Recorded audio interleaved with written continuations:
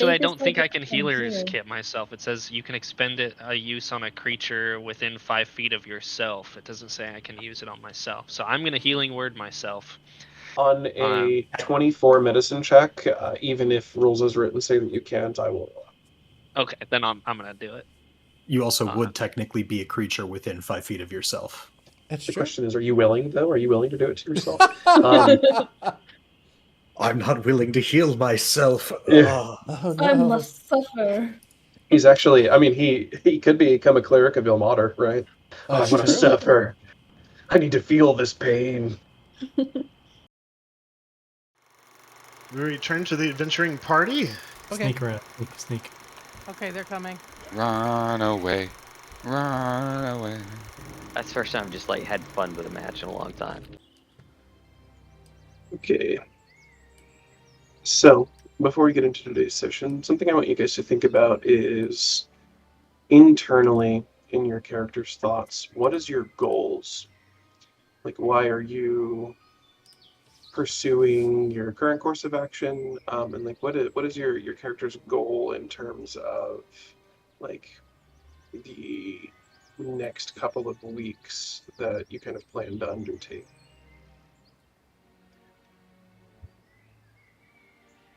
Last we left off, you guys were following the Burgomaster's son, Ismark the Lesser, Ismark Kolyanovich, to his home in the town of Barovia.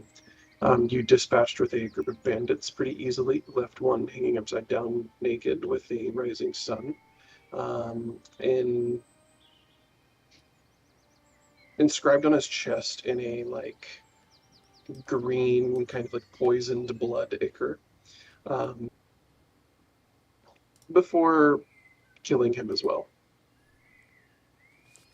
You guys had some discussions on the way back as well about kind of, you know, where you would like to go and what you would like to do.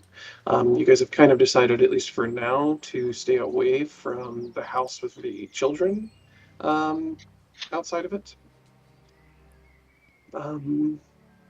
And that's kind of where we left off in our last session. As you guys approach, you see what was once a potentially great mansion.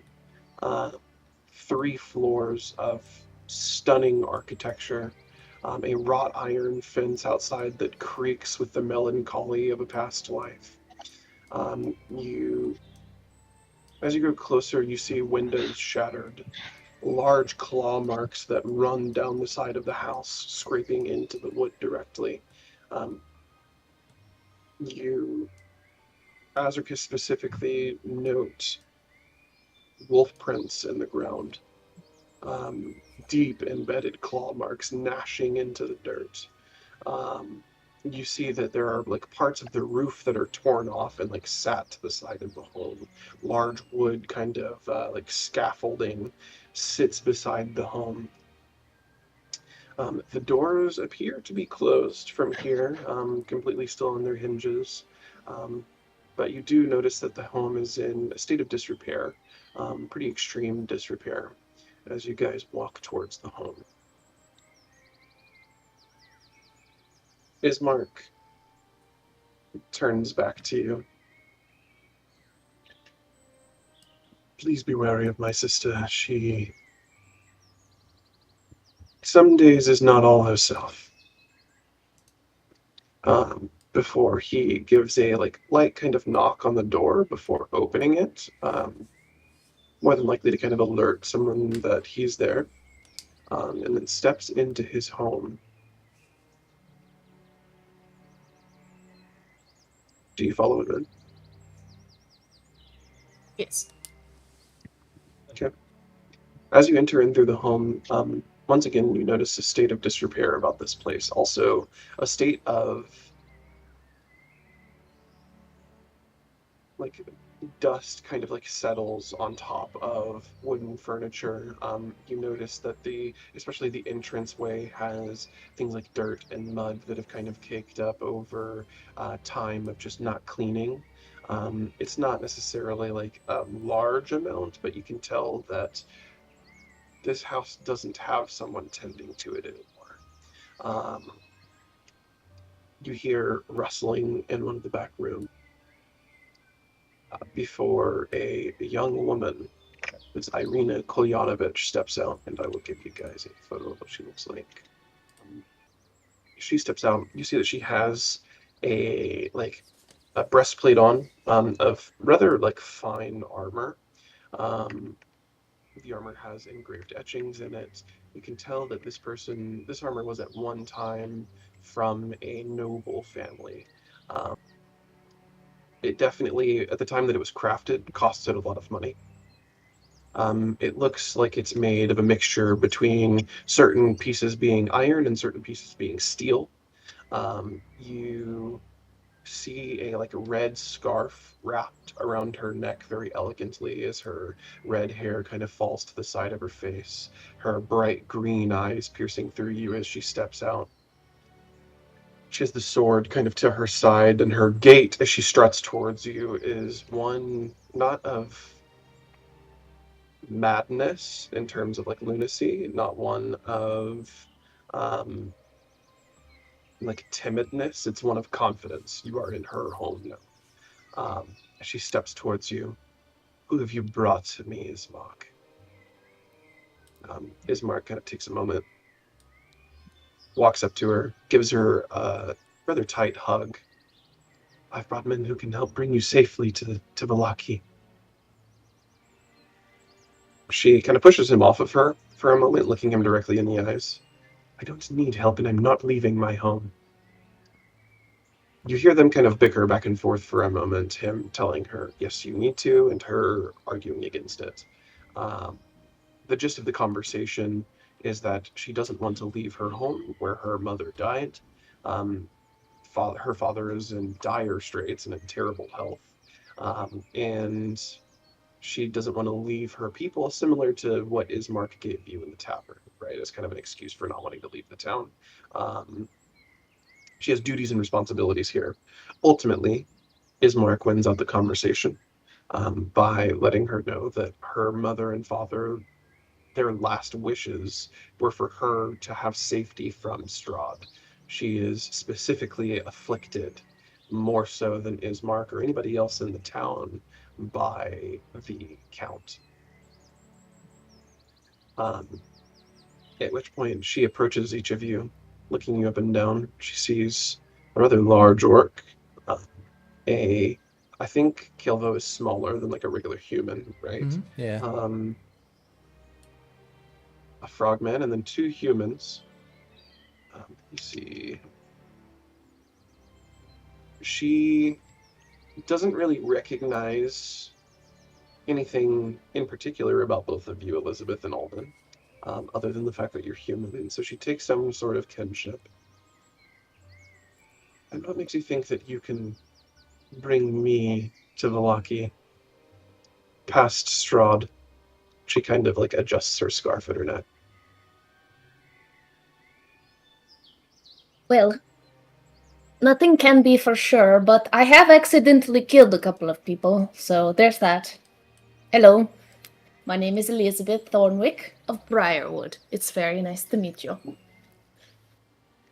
Do you curtsy or do anything after saying it's nice to meet you? You know how you curtsy without bowing? Mm-hmm. Basically that. I'm giving respect, but I'm not on my knees. Yeah. You can see her kind of analyzing you up and down as you talk. You've killed a few people, and you're from where again? Briarwick? You see her kind of raise a brow to that. Briarholt. It's quite obvious that she has absolutely no idea about any place in Faerun. Which is to, I assume, be expected. You guys have had small conversations with the thieves, at least, and they also kind of didn't really know. Mm-hmm. Interesting. And who is it that you've killed? She kind of looks over to Ismark as well for confirmation. A couple of brigands. They were beating up on one of our friends here, Caelvo, and your brother. At different times. So you killed a couple of the Vistani, I see. That's what Well, they call themselves. that is the least of our worries here, honestly, but at least you are somewhat capable and seem to have proven yourself so far. In that manner, I suppose. And before we step any further, and before you go any further into my home, let me ask why you would help me.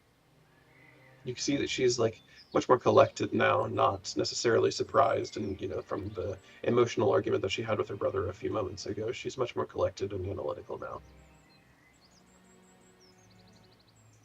Well, I can only speak for myself, but it seems like a good thing to do, and it seems like we're probably going that way anyways, and we don't know the way.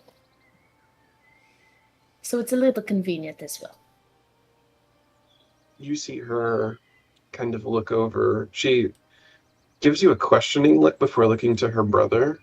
And they exchange words silently between each other with looks for a moment. A language that only siblings know. Something that siblings can almost, without words, hold full conversations with each other through, expressions and body language. Before kind of a dismissive look crosses her face.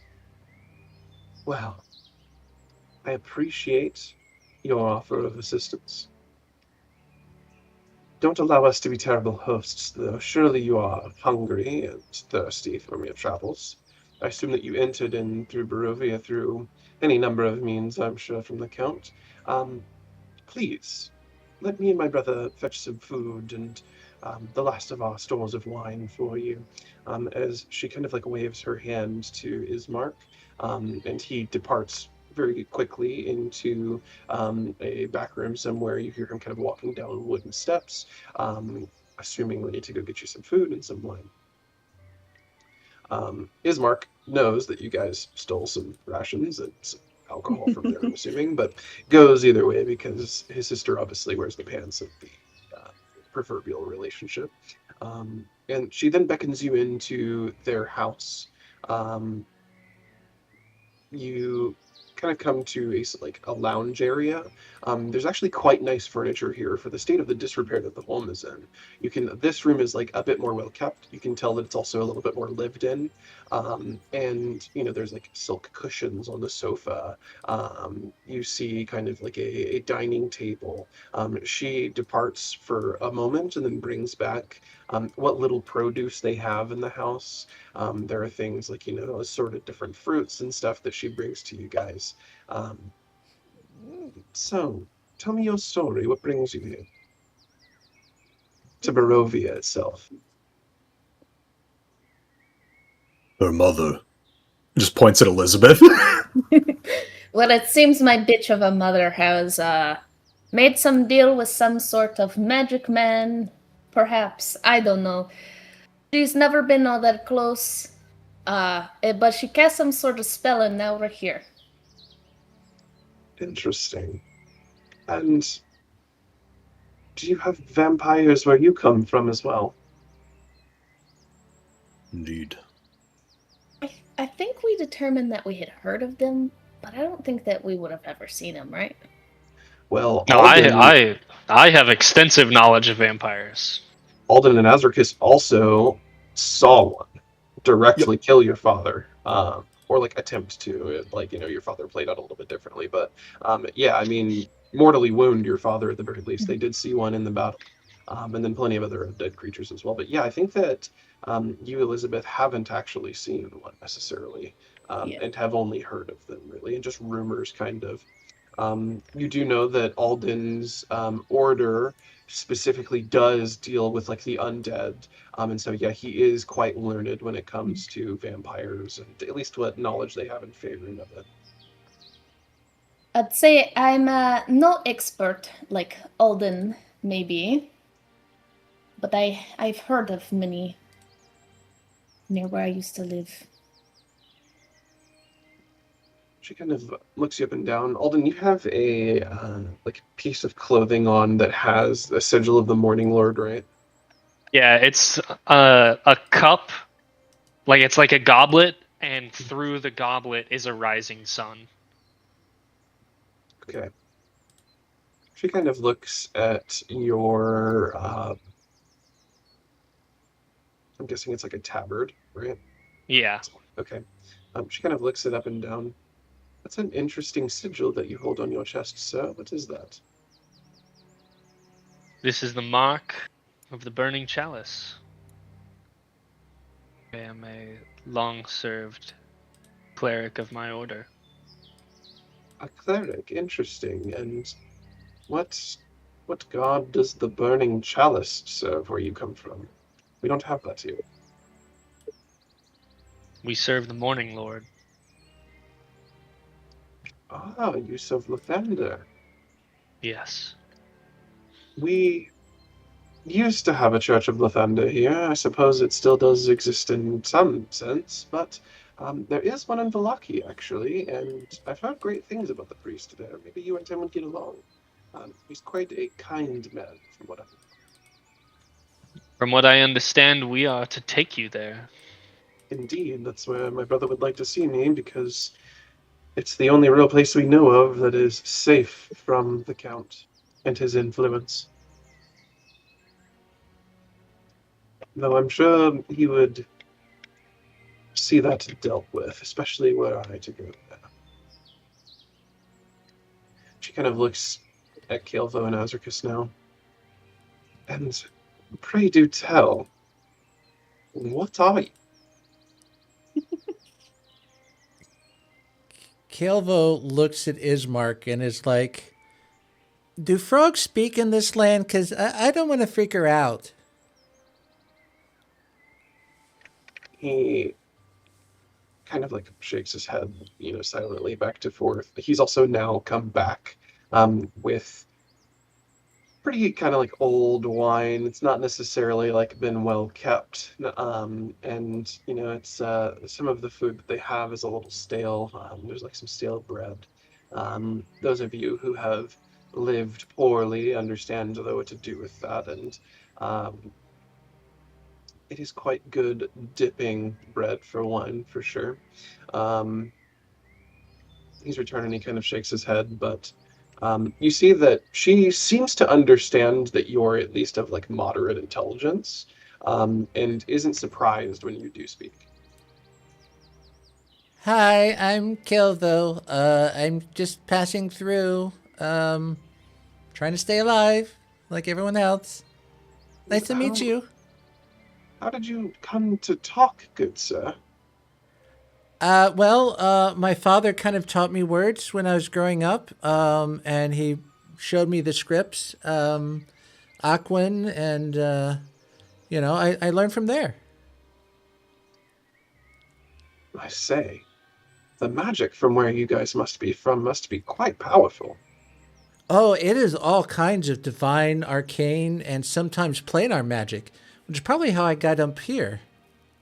And your father must be quite the conjurer. Actually, he's a tide speaker. He communicates with the goddess Storm Maiden Thara and heals through the tides. He's got his own temple back in Kelpwood. You see her kind of pondering. Interesting. We've never heard of that goddess here. Most of the people in Barovia in general and in the whole land really worship the god Lathander, or nothing at all, really. I suppose there are some who have made the Count sort of a god in their eyes, but anybody who does worship tends to worship Lathander. I've never heard of your god, goddess. I would be interested at some point in you telling me more about her. Give me an insight check. Anybody can feel free to do this. Well, I am inside, so might as well. Okay. That's a 6. Okay. Insight. Ooh, I'm kind of good at this. 9. Natural 20. Nice. Caelvo and Elizabeth, what was yours? 13. I think it was like 6. Okay. Alden, I didn't hear what you said, by the way. I think you were muted. I crit failed. Okay. Alden, you're kind of not really paying attention to the conversation with Caelvo. So any kind of like insight that you would gain from the conversation just kind of passes right over your head. Caelvo, it seems to you like she is quite accepting of you, and is genuinely interested in what you have kind of said and your life as a whole. Elizabeth, you specifically can kind of tell that she isn't really making a differential in like the worlds that you come from. To her, it seems like she kind of thinks that you all come from the same place. Azricus, you can tell that she, on a nat 20, you can definitely tell that she not only thinks that you guys are all from the same place, but that Caelvo was actually like conjured and created by someone, and was potentially either like fed a whole ton of lies by them, or is like a summoned creature, or was even potentially like magically manipulated from being like a a normal frog into what he is now. All of those could be fair assumptions too. Azricus has no clue. He feeds a morsel of bread to Chirp, which is a little tree frog on his shoulder. On the nat 20 as well, Azricus, I'll say that you see her like watching him feed the frog, and the thought crosses your mind that she thinks that somebody created a frog that then created a frog, and is like quite mind blown by this for a moment. And then she turns to you, Raz, and do you hail from the same place as the others? From the same place as Alden and Elizabeth. Ah, interesting. So you're from Briarholt, is it? That is the last place I was at. We were taking a job there. I'm not from any lands near there originally. Interesting. She kind of looks you up and down, you being like quite larger than not only her, but your other companions. And are there many of you where you come from? Not too many. My kin are normally ostracized. What color are your eyes, by the way? Azricus, I believe he has silver gray eyes. Okay. Do you look like silver gray eyes? You can tell on the residual nat 20 from earlier, you can tell that she's like slowly and kind of like slightly moving her head because you have silver gray eyes. And on that nat 20, you think that it's because she thinks you're blind. You're like well aware of your eye color. And so she's like testing if you're like actually following her head or not, to see if you're blind without like directly asking you. I'll say even on that nat 20, you kind of like understand that she thinks that would be rude, and so like doesn't want to directly ask you, are you blind? And so yeah, she's like seeing how like, how close you are to following her movements, or if you're just looking in her general direction. I'll also say that you can tell she's a bit more fearful speaking to you than the rest on that nat 20. And do you worship a deity? No, I do not. Interesting. Kind of would have assumed that you worshipped the devil of some sort. And your family, are they devil worshippers? They have a god. He is the rage that thunders in our blood. I do my best to ignore him. The rage that thunders in your blood. She's like quite apprehensive of you now. You notice like little beads of sweat kind of like starting to form on her forehead. Okay, well, at least you seem quite nice, sir. So I'm glad you're on our side for now. He did try to protect my father when they went into the mist to fight the vampires, so he has my trust. You see her kind of ponder your words for a moment. The mist to fight vampires in your world. Yes. The forest was overtaken by a mist Oh, in dear. my hometown. And was anyone important to you taken? My father was taken in the mist. Or quite a little short after. It was kind of weird, to be completely honest.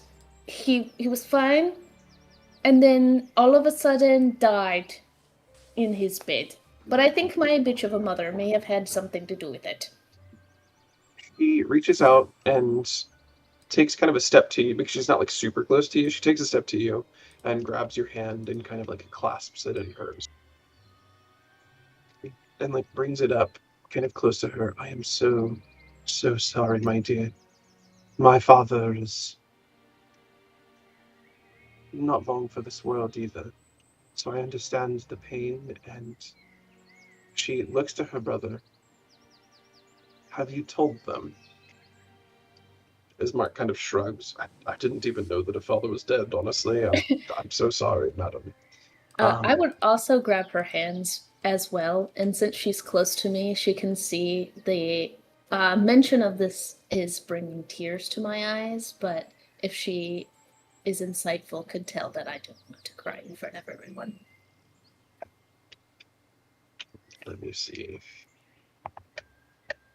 She's not insightful. She doesn't know that you don't want to cry. She says, my dear, what has happened to your father is much worse than death. I don't know what faith you and your family may hold. I'm sure that your friend, the Cleric of Lathander here, can maybe give you some insight into what happens to death in your realm. In this realm, death is very different. And if you are dealing with the forces of Strahd and the Mist, then I am so sorry to say that your father's soul did not follow the traditional path of death that it made in your realm. Your father's soul is here, and it's not just trapped here. Think of it as, she kind of ponders the right words to say for a moment. You see her eyes avert from your gaze and down to the ground.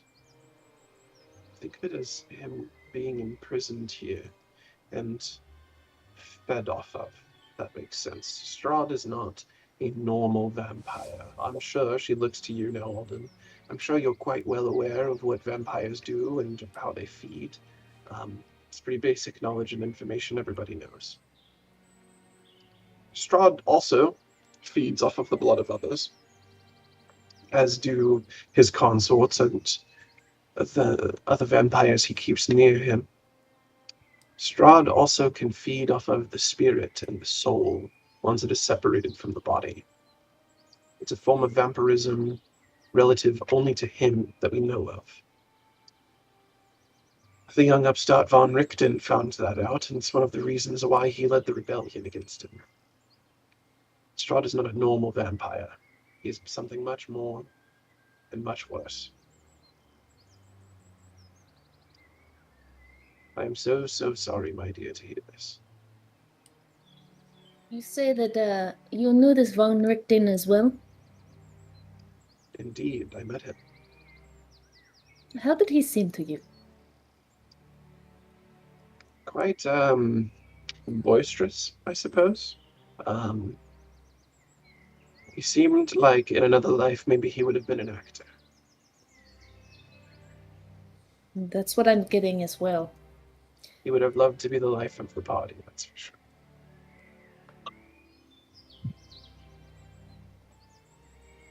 Interesting.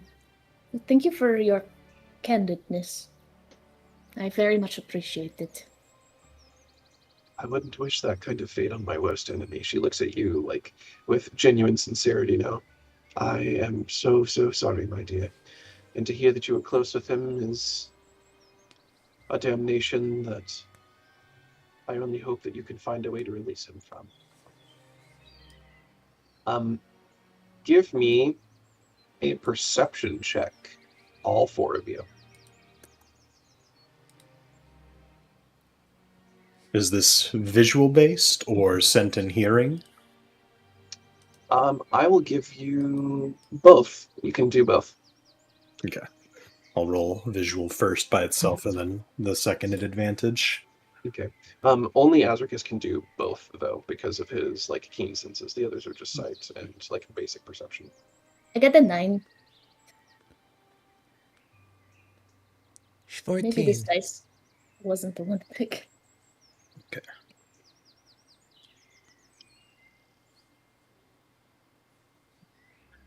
I got a 10 for visual and a 21 for scent and hearing. Okay. I got a 7. Okay. Alden, as the others seem to notice something, you don't really know what they're talking about or, hearing or seeing. Caelvo, to start with you, as you're kind of, taking in the room around you, obviously listening to the conversation happening between Elizabeth and Irena, you see outside of the window in the distance, tuck around a corner of a home that is, I would say, maybe 100 to 200 yards from your current position. Tuck around the yards of the home, what you can only describe as the spitting image of Caelin, your father, tuck into the shadows and disappear from your sight. Azricus, as the two are talking, Elizabeth and Irena, give me your rolls again. What were they? 9. It was a 10 for visual and 21 for hearing. You don't see anything. In fact, you hear it before you see anything. You see a shadow pass by the outside of the house, a window. It's a brief moment of movement, but before you see that, you hear the disembodied voice of your... Give me a moment. You hear the disembodied voice of what you can only believe was your mentor. Azricus, don't. And then movement past the window. Elizabeth, moving to you. As you're sitting there and you thank her for her candidness, you, for a brief moment, it's out of the corner of your eye too. It's not something that you can sit there and kind of see or stare at. It's just for a brief moment, up against the window, you see the face of Kristoff, your father, eyes sunken in deeply. And it's just that brief moment where even it's almost like he doesn't have eyes in his eye sockets. You see what can only, like, in your mind be the outline of the cut across his neck. And the moment you turn your eyes to it, it's gone. Alden, I'll say on your perception, it's good enough for you to notice that they all kind of like for a moment either like, turn to look at the window, or as I'm sure does as well as he sees the movement, but his ears are kind of going a little bit. Caelvo, I'm sure, is also, maybe you don't actually know that Caelvo has seen anything because you don't really know what it looks like when a frog notices something. But you can tell that the other two, at the very least, definitely saw something, but you just don't know what. You didn't notice it. I won't ask. Miss Ismelda, do you have a ribbon I can buy? She arches a brow for a moment and looks at you before kind of like it takes her a moment to click that she's talking, or you're talking to her. Excuse me. Yeah, I mean, I do have a ribbon, I suppose. What kind of ribbon are you asking for? Just a small one. Just any color's fine. Just maybe a foot long, no more than. Sure. Do you need it right now? And you don't need. She kind of waves her hand dismissively. You don't need to buy it from me. You can have a ribbon. I have plenty upstairs. Oh, you're very kind. I don't mind paying. But it would be very much appreciated. Nonsense. As a girl that was once the nobility of this town, I have plenty of ribbons. Don't worry. Thank you. Thank you. Do you need it now? It doesn't have to be now. Just to be used later. Okay, absolutely. I can get that for you. Thank you. I would lean down to Caelvo. Her name is Irena. Oh, my bad. Miss It's okay. Irena, I apologize. It's okay, don't worry. And with that, you start to hear movement outside now. It's off in the distance, but you hear the howls of wolves. The wind starts to kind of pick up and gust against the house. Irena, very consciously and carefully adjusts her scarf around her neck, kind of tightening it a little bit, and you can tell that the sounds that are starting to pick up outside are making her rather uncomfortable. Well, I suppose that it's time for us to, or at least for me, to go to sleep. I will see you all in the morning. My brother here is available for any assistance that you may need. It was a pleasure meeting all of you. And I look forward to our journeys in the morning when it is safe during the day.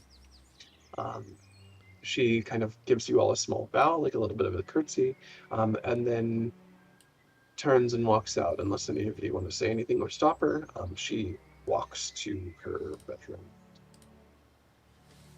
Have a good night. Thara, bless you. Can I roll an insight to see if I notice that she's afraid? Yeah, absolutely.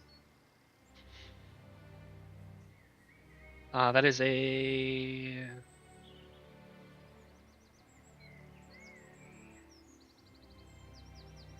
dirty 20. Yeah, you absolutely notice that she's afraid. And in fact, she's been quite protective over the positioning of her scarf, but also it somewhat seems to be a security thing for her too, right? It's almost like a security blanket in a way. And yeah, you noticed specifically when as well on that dirty 20 that it was around the time that you started noticing sounds outside a little bit more. As it kind of got deeper into the night, it seemed like she was progressively getting a little bit more scared and nervous. And yeah.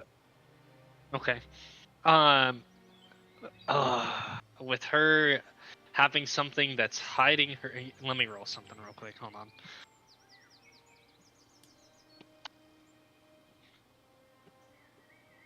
Okay. I'm gonna try and pull the scarf from her neck. I don't know how well this is gonna go, guys, but the dice made the choice.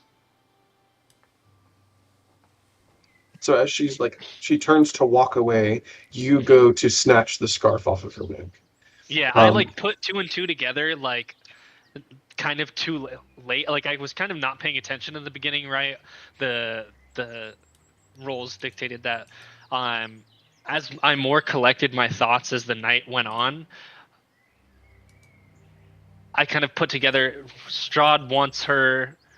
It's getting dark. She's afraid of the dark. Brother keeps her locked in the house. And then I kind of come to my thoughts, stand up, and pull the scarf from her neck.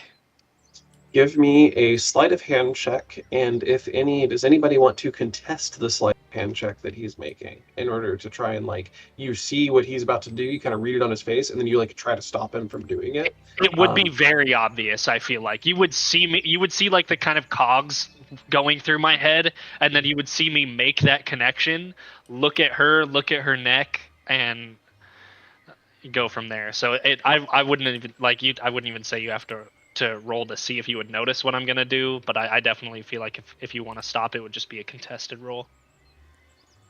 I was kind of thinking the same thing, so I think if that's okay, I want to roll something like an insight or something to see if I am on the same vibrations that Alden is. Go for it. Okay. Nope, that's a 6. I got no idea. You know that he's like going to go snatch the scarf, but you don't know why. I think I would not necessarily, I don't think I would be fast enough or impertinent enough to try and stop him, but I would put my hand on his shoulder like I was trying to. Okay.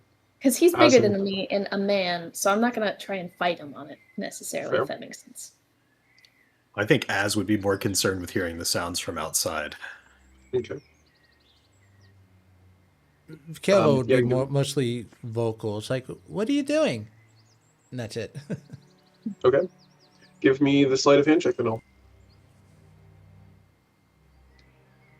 15 plus 2. 17. Okay. Give me a moment to think about how this is about to play out. This is probably the last thing that I actually expected. Irena pulls a sword out, cuts Alden's head off, and the campaign's over. She's I actually would say it's Strahd. over. She's actually Strahd in a trench coat, bro, I swear. Every time Alden has suspicions about someone, it just is automatically Strahd.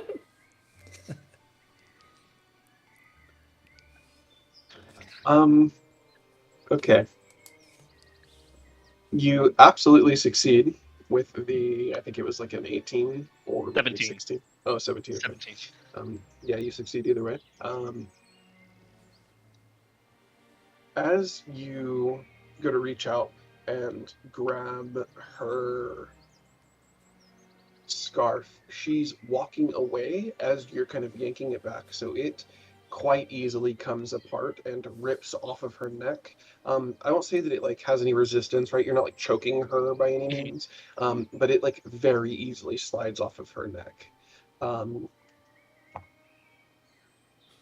In a singular movement, Irena has her blade withdrawn and pointed towards your chest, directly out. You see not only fear, but anger now crossing her face. Yeah, what do you do with a sword to your chest?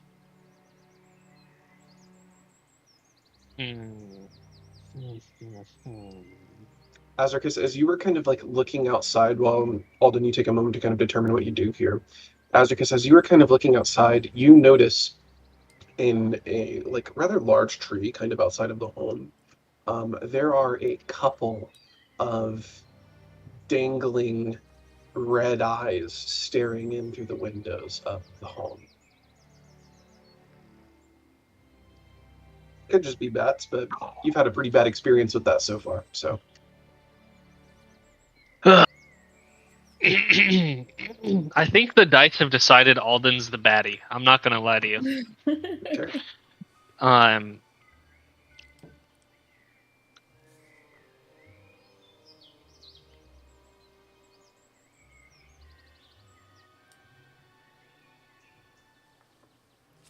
You know, If you no, think- I don't like that. I don't like that actually. If you think that Alden would kind of like pause for a moment and like take in what he's seeing, I can kind of have Irena continue her like the I guess like the scene a little bit, and then you can choose to react. She's not immediately going to kill you, I'll tell you that much. But obviously, right, like there are going to be things that happen from here forward, or I'll give you the moment to kind of immediately react to the sword to your chest. It's up to you. So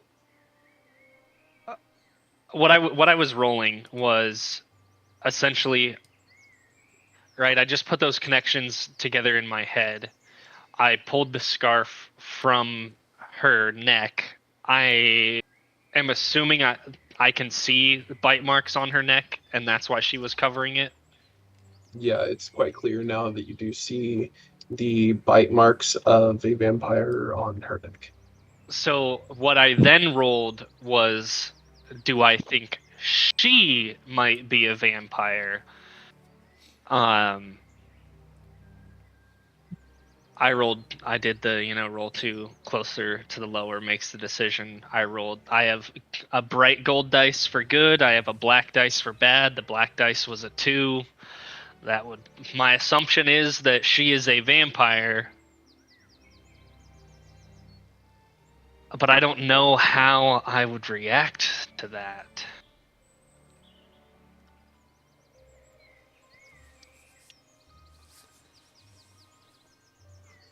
Would you also know with your knowledge of vampires that just being fed on doesn't necessarily turn you into a spawn? Yeah, I feel like I would know that, so...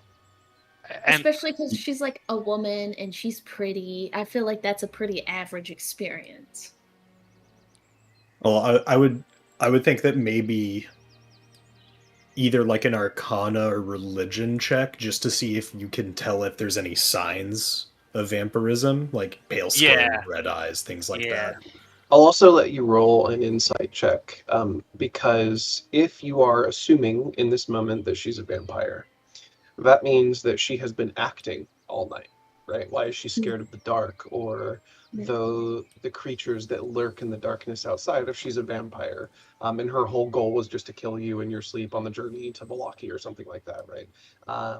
Or feed on you, etc., right? Why would she have acted the way that she did? And so I'll let you roll insight to see if you can kind of tell that it was all an act or if it wasn't. Hey, that's not nice. Give that back. 16 plus 6, 22 on that insight roll. On a 22, you can tell that she wasn't acting. You don't know why she's scared. If she is a vampire, she's scared of potentially the other vampires. She's still scared of Strahd. Either that or you don't think that she was lying to you when talking about Strahd and kind of like the oppression and the control that he has over the land. So yeah, if she is a vampire, in your mind, she's not a friendly vampire to Strahd. She could still be a vampire, but yeah, she's definitely not on the same side as Count Strahd and Azricus. Is the scarf still in Alden's hand? Yes. I'm kind of assuming that he like either kind of put his hands up unless he wants to like immediately kind of engage her in combat. So he like maybe put his hands up with the scarf to kind of like let her know that like, hey, I'm not trying to like attack you right now. Or he just has it down to his side. But yeah, I'm assuming that the scarf is still in his hand. He never like intentionally let it go. And then could I also roll to see if I think that she's a vampire or just being fed on? Or do you think I wouldn't know either way? Roll religion, and I'll let you roll insight for the same thing to see if she was acting or not. All right, religion. Oh, that's a +0. That's a 7 for religion. Oh, you know what? Change your You know dice. what? Actually, I know what's gonna happen. Yeah, I know what's change gonna your happen. dice. And then for insight, oops.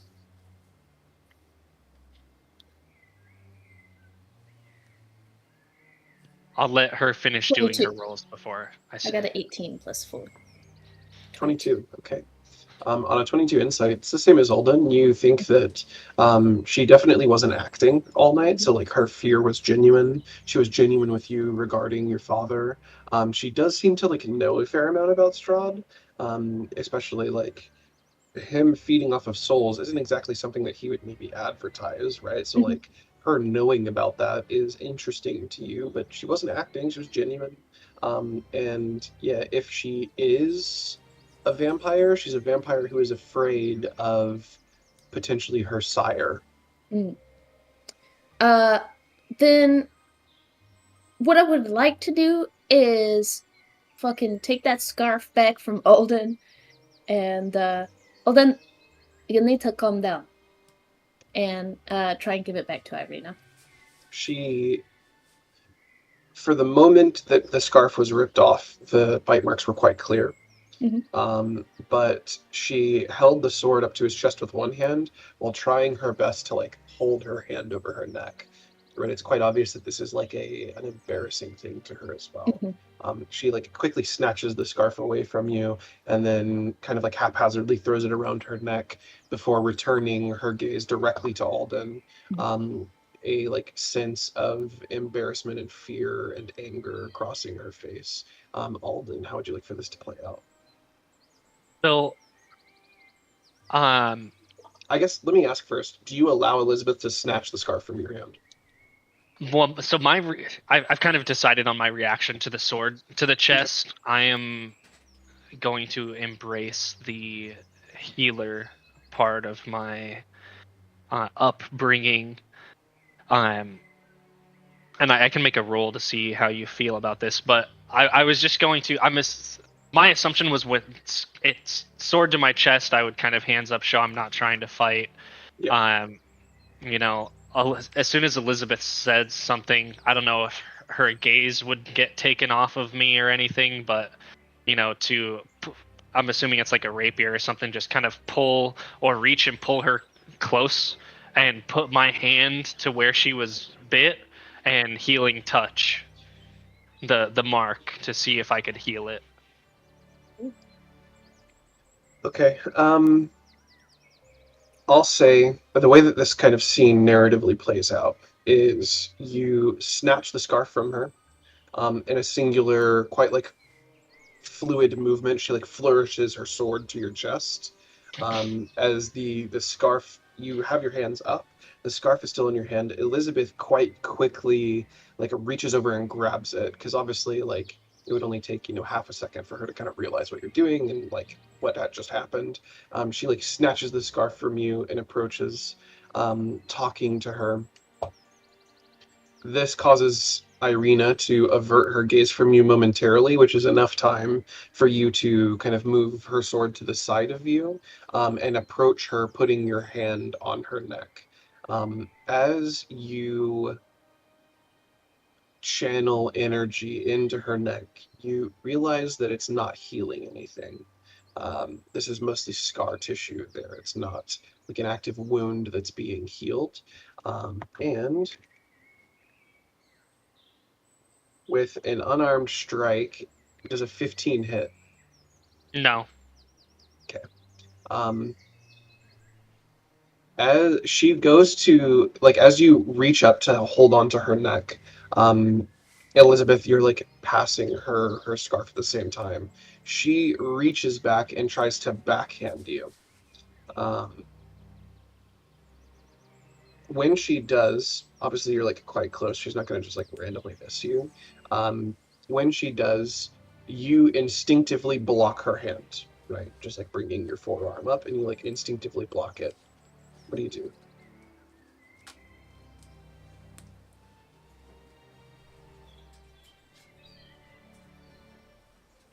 I knew what I had to be sure. I'm sorry. But if I'm gonna escort you through hell, I had to know. You see on that dirty 20 insight from earlier, the like heightened senses that you have right now, the adrenaline dumping through you because you obviously understand that like this could not only drive a rift in your party, but like this was quite offensive to her, obviously. You understand that combat could have ensued for a moment. You literally had a blade to your chest.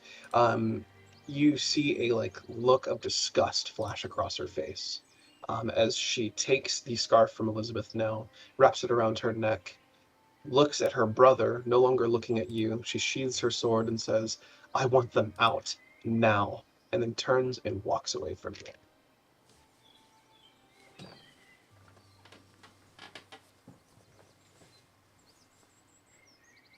I think I would turn and leave.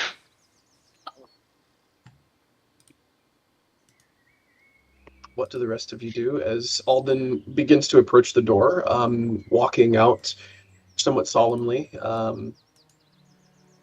I'm assuming, his head is probably held down low. You're not proud of it, like you said. It's not something that you wanted to do, but you had to know. What do the rest of you do? You see, Ismark is like rather stunned by everything that just happened. It was like quite quick, and like he's still quite stunned, and is like looking between the three of you that are remaining now, like, what the fuck? Azricus is going to shoot Ismark a look and just be like... That's exactly what I was thinking too. Yeah. It's like, what do you think we should do, Ismark? Well, Caelvo is Just like, look. Caelvo looks at her and like, I'm really sorry. I'm not sure why he did that. I think he was just trying to help, but I do admit it was uncalled for. So we just wanted to help, you know. He's kind of floundering. She ignores all of you. Obviously, Azricus and Elizabeth are like kind of shooting looks to Ismark. She ignores you, Caelvo, and like walks away. You hear her ascending the stairs in the home. You hear the kind of like creak of the wood above you as she like walks along the floor atop you. And she is gone from earshot at this point. I guess obviously you could yell through the house if you wanted to, but Ismark kind of like Ismark kind of for a moment stunned watches you, Alden, as you approach the door. The other two kind of shooting looks towards him. He like takes a deep breath. Sir, I don't understand why you did that. She's not a vampire. I will give you her story. For now, do you have something to camp with? He looks at you Yes. specifically now, Alden. I will be fine outside. Do me a favor and camp outside. There's a nice little plot near our garden where you may find some produce. We will bring you some food. The rest of you, please stay here in the lounge. You may... I'm going to, while he's talking, use common sign language to note to Alden that I saw three bats hanging from the tree outside. I'm gonna sign back. I've made my bed. Shit. Well, damn, son. Okay.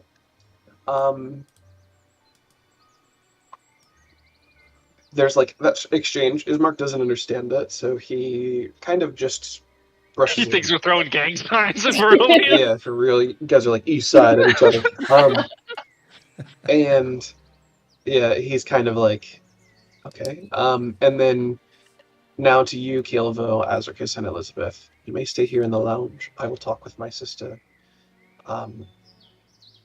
Please feel free to go in and out of the house as you please to, speak with your friends. If any of you would prefer to sleep outside, I'm not going to stop you, obviously, but you are welcome here in the home, in the lounge. I will try and work on my sister. And I would impress upon her that we did encounter your devil. And it was not a fortunate meeting. Alden and I specifically. We were left kneeling for hours. I thought you were praying. I don't pray. Oh.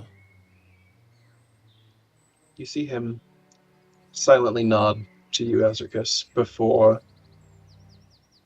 stepping away and moving the way that his sister went. You hear him ascending the stairs quietly. Now you find yourselves alone in an old home in disrepair.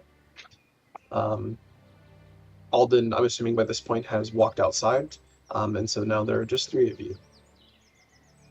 I will definitely be taking them up on their hospitality and sleeping on the inside, as long as I am welcome.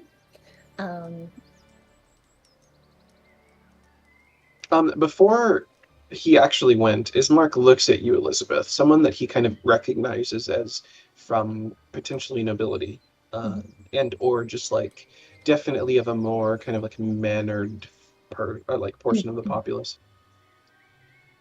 You should definitely teach your friend some manners as well. You, as a lady, I'm sure understand that snatching garments of their clothing, whether they're a vampire or not, is not quite a gracious way to treat your host. I will do my best to teach him some manners. He nods. Thank you. I will work on my sister before ascending up the stairs on this point.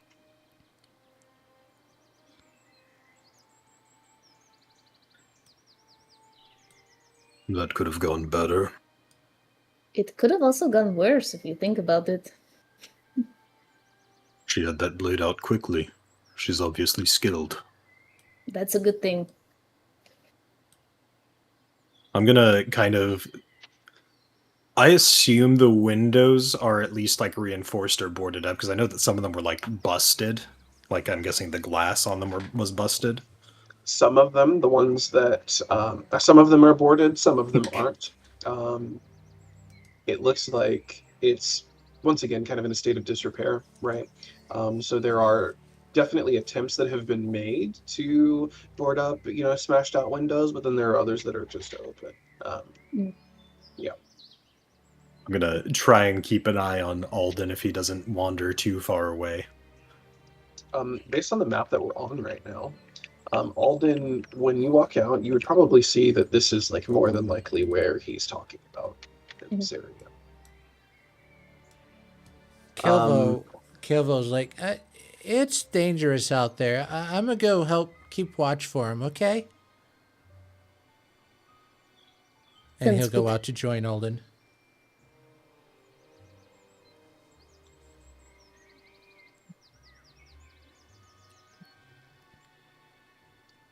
Is it early, like, to go to bed? It's like 9 p.m. I would say that it's like getting to the point where you're probably not necessarily like looking to just go to sleep right now, but you're kind of looking at like, here the next couple of hours, I'm gonna like want to start bedding down. Alden has time to like set up his tent and stuff like that. So,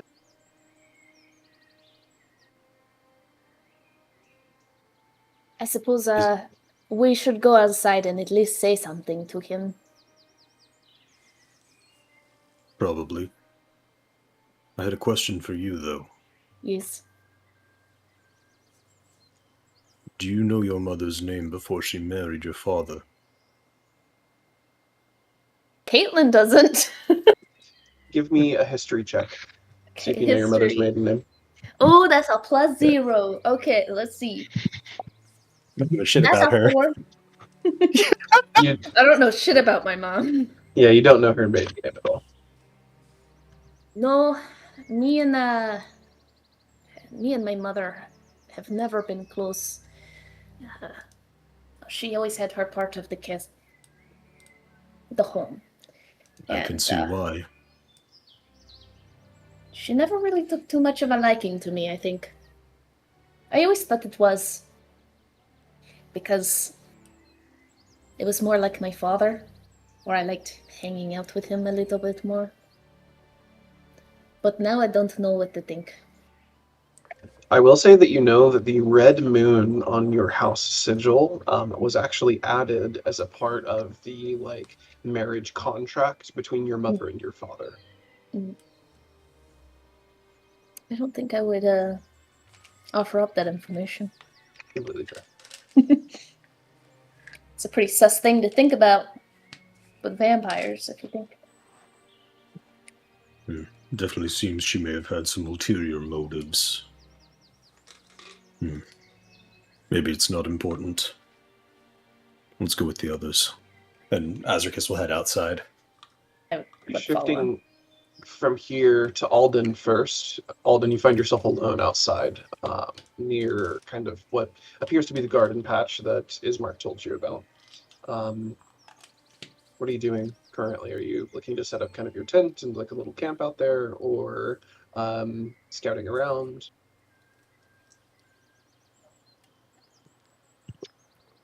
I set up my camp facing east, and I roll out my bedroll, gather some, brush from, I'm assuming this area around us would have plenty. And I take out my fire starting kit. Instead of like flint and steel or anything like that, it's a friction board, like a spindle and board style. And I start, going through that process of lighting a fire to keep by my bedside. I don't really know what direction that would leave me facing from the house. But in my mind, my back is to the door. So I wouldn't really see anybody coming out of the house behind me. Okay. With your back facing the door, Caelvo is the first to exit the house to come out and check on you. Caelvo, as you kind of approach Alden with his back turned to you, what do you do as you walk up on this man who's mostly set up his camp at this point? You can tell he's like starting to get a fire going. He's got like his tent up, and is ready to kind of hunker down for the night. He kind of approaches, but he doesn't like go all the way up to him. But just when he gets close enough, if he sees him, he'll kind of call out, "Can I stay out here with you? It's dangerous, and I could help keep watch." That is a choice for you, my good friend. It is warm and comfortable inside, and you have done nothing to offend our guests. Our hosts, sorry. I know, but there's wolves and who knows what else out here, or bad guys, and I just, I know it wasn't right just to grab, but, I don't want you to get hurt out here.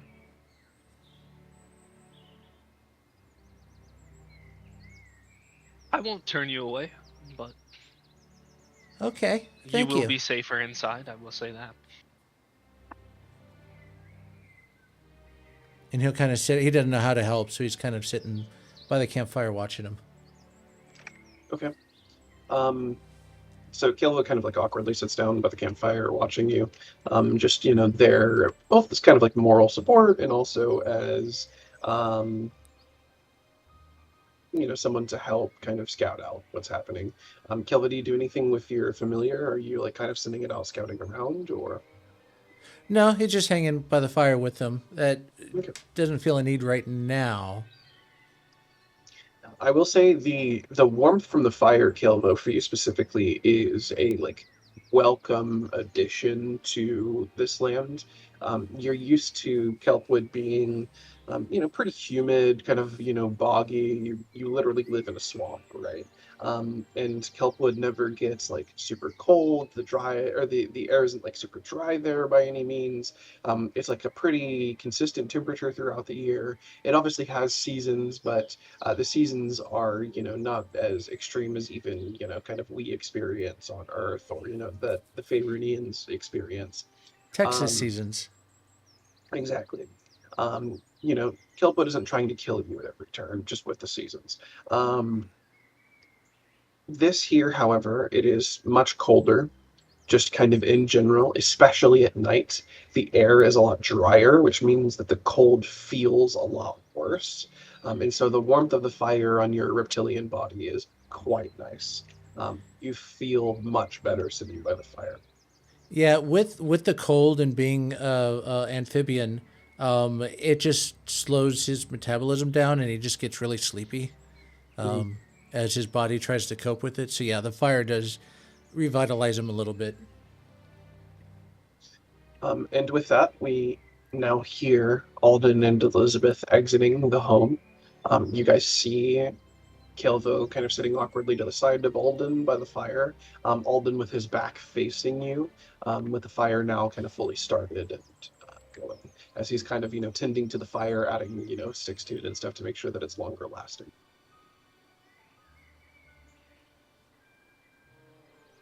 Do I see the tree that had the bats hanging from it? No. So where Alden is...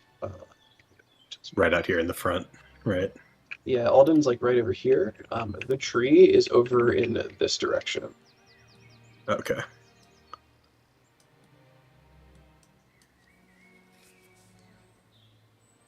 So your back is technically to the tree. Same with. Yeah.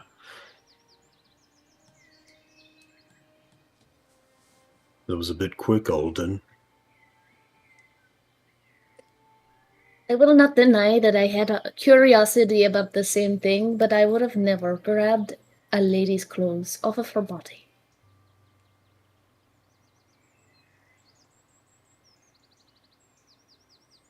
I watched a dozen of my friends die to one of those.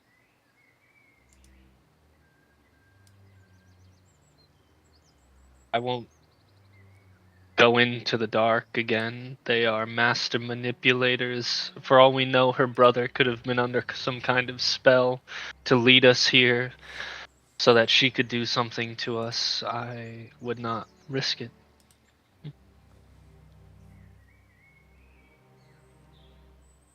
I didn't get to bury my friends.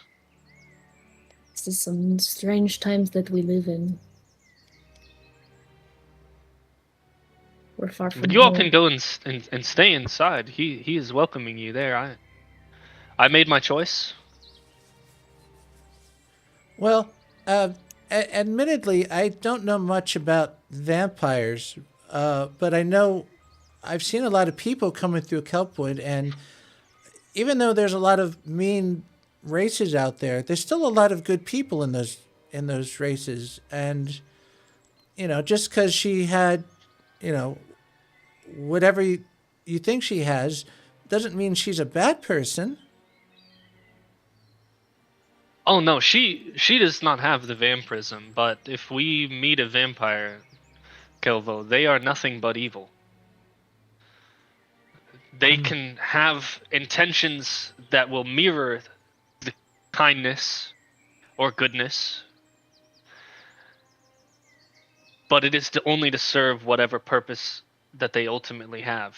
And in this place we are very likely to meet more than one. And they will try in every way to devour in any aspect of a vulnerability that you have, they will use it against you. It's unfortunate, but that is where we find ourselves. I think we find ourselves even beyond that. We encountered him the other night. There was nothing we could have done. We are alive because he wants to toy with us. Indeed.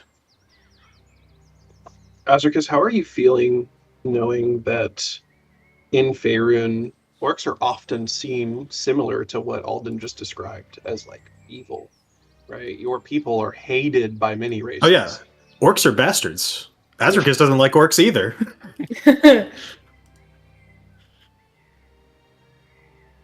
Yeah, Azricus is very much aware and very much not. He knows the connotations of being an orc, and that's why he's so careful to, he's normally the last person to enter behind the rest of the group to not cause a stir immediately whenever they enter a building or go into someone's presence. Yeah, Azricus full-heartedly also agrees, because of what he knows of vampires, that that it changes the person entirely. He's never heard of a good vampire himself, so he doesn't believe that there are any.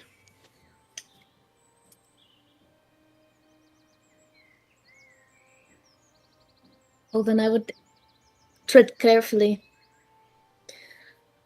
Tomorrow, you've got to find a way to apologize. I said I would teach you some manners, and I'm not going to force anything on you because I don't think that would be right either, but you've definitely peeved Irena for sure. That was definitely something that she was very embarrassed about and did not want to show. So this evening I would say, try and think of a best way that you think you can apologize.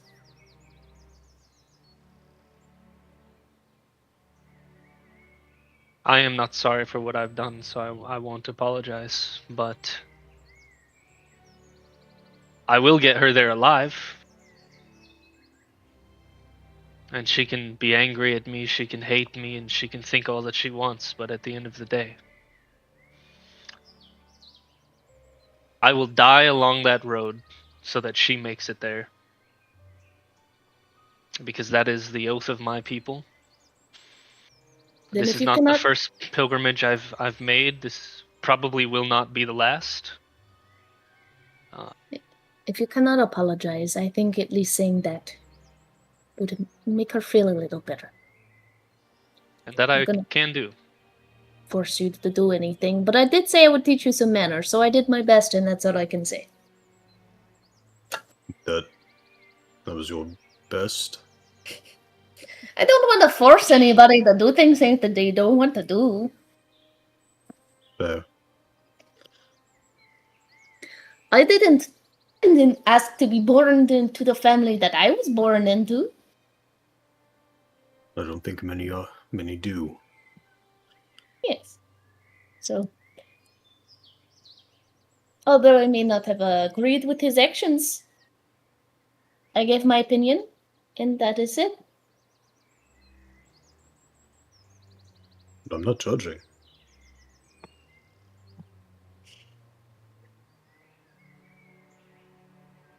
It is cold out here, though. I'm sleeping inside. I'm not doing that.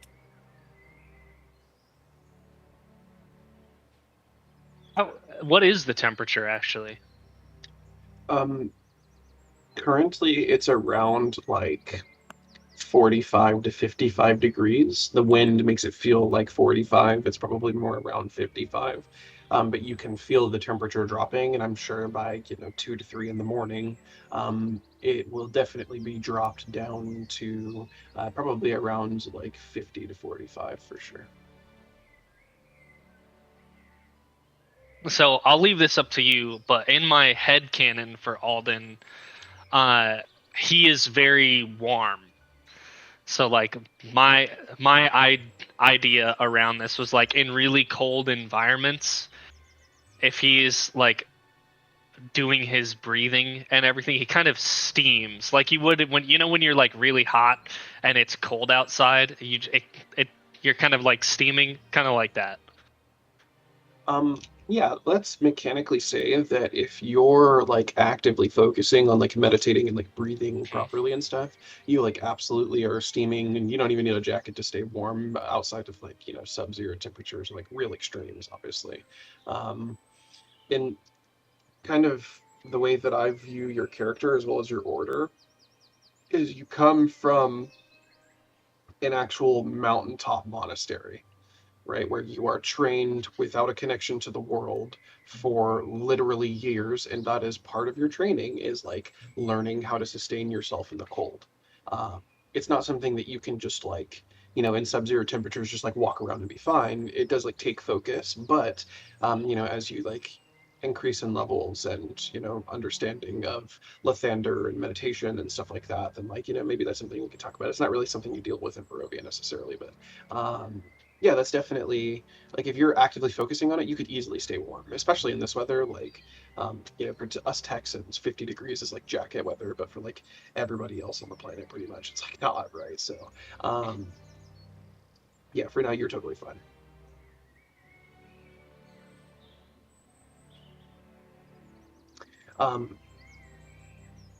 Okay, so Elizabeth, you choose to move into the home, right? Are you staying out here and kind of hanging out with them for now? Or are you going to go get ready to essentially sleep? I think it kind of depends on what everybody else is doing. Because if I feel like they're getting ready for bed, I'm just going to go back inside. But if people are hanging around, I'll hang around for a minute too. You can tell that by this point, Alden's, as you guys have been talking, kind of done, tinkering as well with the camp and like made sure that his tent is good and his sleeping bag is out and stuff. I would say that like he is currently ready to go to sleep. Whether or not he like actually wants to is a different matter, but like his tent is set up and ready to go. And Azricus and Caelvo, what are you guys doing right now?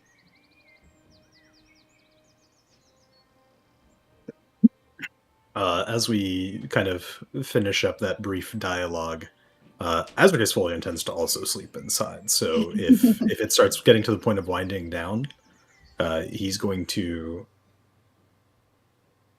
just tell them, be careful, keep a wary eye. I'll take a watch from inside as well and keep an eye out as well.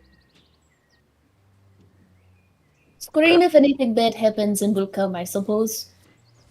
definitely do that. And Azricus is going to just kind of sleep, sitting up against the wall near the front door. Like if there's a window along the front side of the house, it'll be like right next to that, so he can keep an ear out at least outside. Okay, so you sleep to the, like, if you walk in the door, to the left, there is like a, I guess like kind of waist-high windowsill, with a window there. The window itself has been like pretty terribly boarded up, but you can still kind of hear outside with it. It is shattered, so I'll say that, you don't get like disadvantage or anything on hearing or anything. And Caelvo, as it seems like the night is kind of winding down, Azricus has gone inside. Elizabeth kind of said that she would as well if other people are going inside, so Elizabeth has also gone inside. Are you staying at the camp, or are you going inside?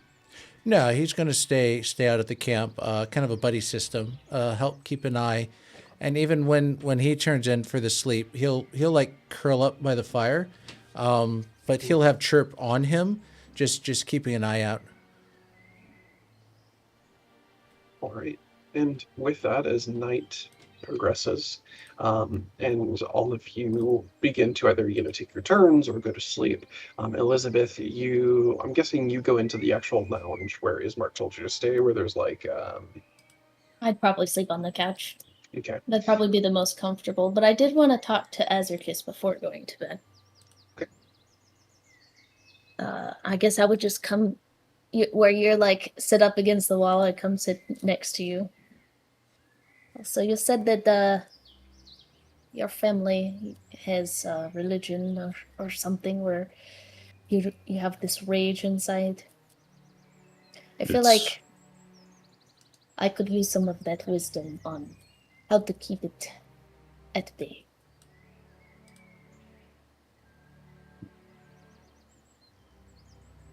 That is something I had to learn at a young age. It's the god Grumsh. He is the god of all orc kind.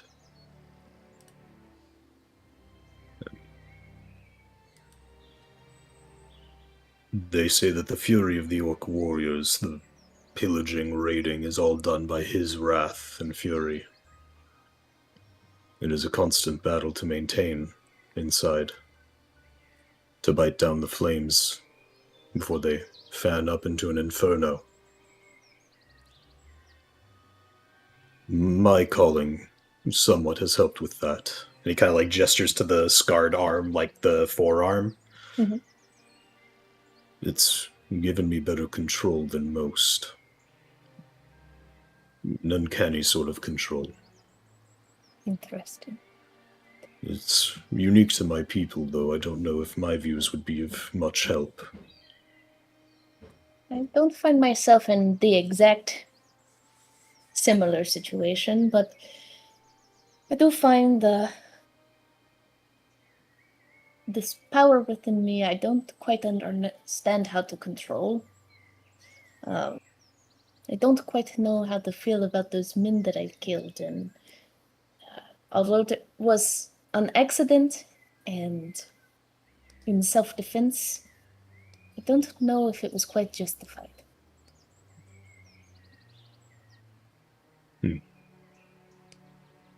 That's not really something I ever struggle with. Survival has always been my first instinct. Justifying my actions comes after. Maybe I should take that to heart. We are in a strange land, and I'm just glad that we've been able to protect ourselves so far. Those who would ally themselves with the likes of vampire, those would tend to be the sort that do not deserve mercy and deserve the steel blade of justice. I never was a religious person, so Alden seems a little bit hard to relate to everyone. I've known many like him, religious. The one who taught me was devoted to Ilmater. I've never seen the gods do anything for me. I believe in what I see. I've seen others work miracles through their powers, but it's more them than their gods. I think I have to agree with that as well. This power I find myself with, although it looks like on the outside I know what I'm doing, I have no earthly idea. Did it develop when we crossed over through the mist? Yes. There was a little bit of something in me before, but not quite the same. Be wary of it if you do not know the source.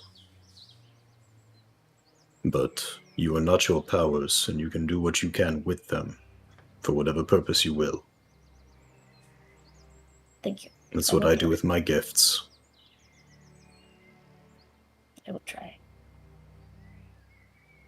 Sleep well. Do you need like a blanket or something? This does not look very comfortable. And I go get some pillows. And I like try to make his little area more comfortable before going to bed. He is literally just like resting with his backpack behind him, and then like the sleeping roll behind his head as a pillow. Yeah, I forced some pillows on you. Thank you. He looks a little uncomfortable. Good night. Scream if something bad happens. I will be comfy in there. Maybe.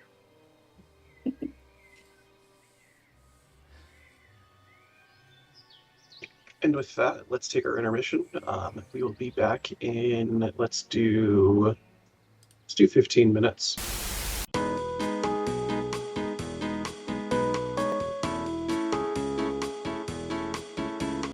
Intermission. As we enter into the long night,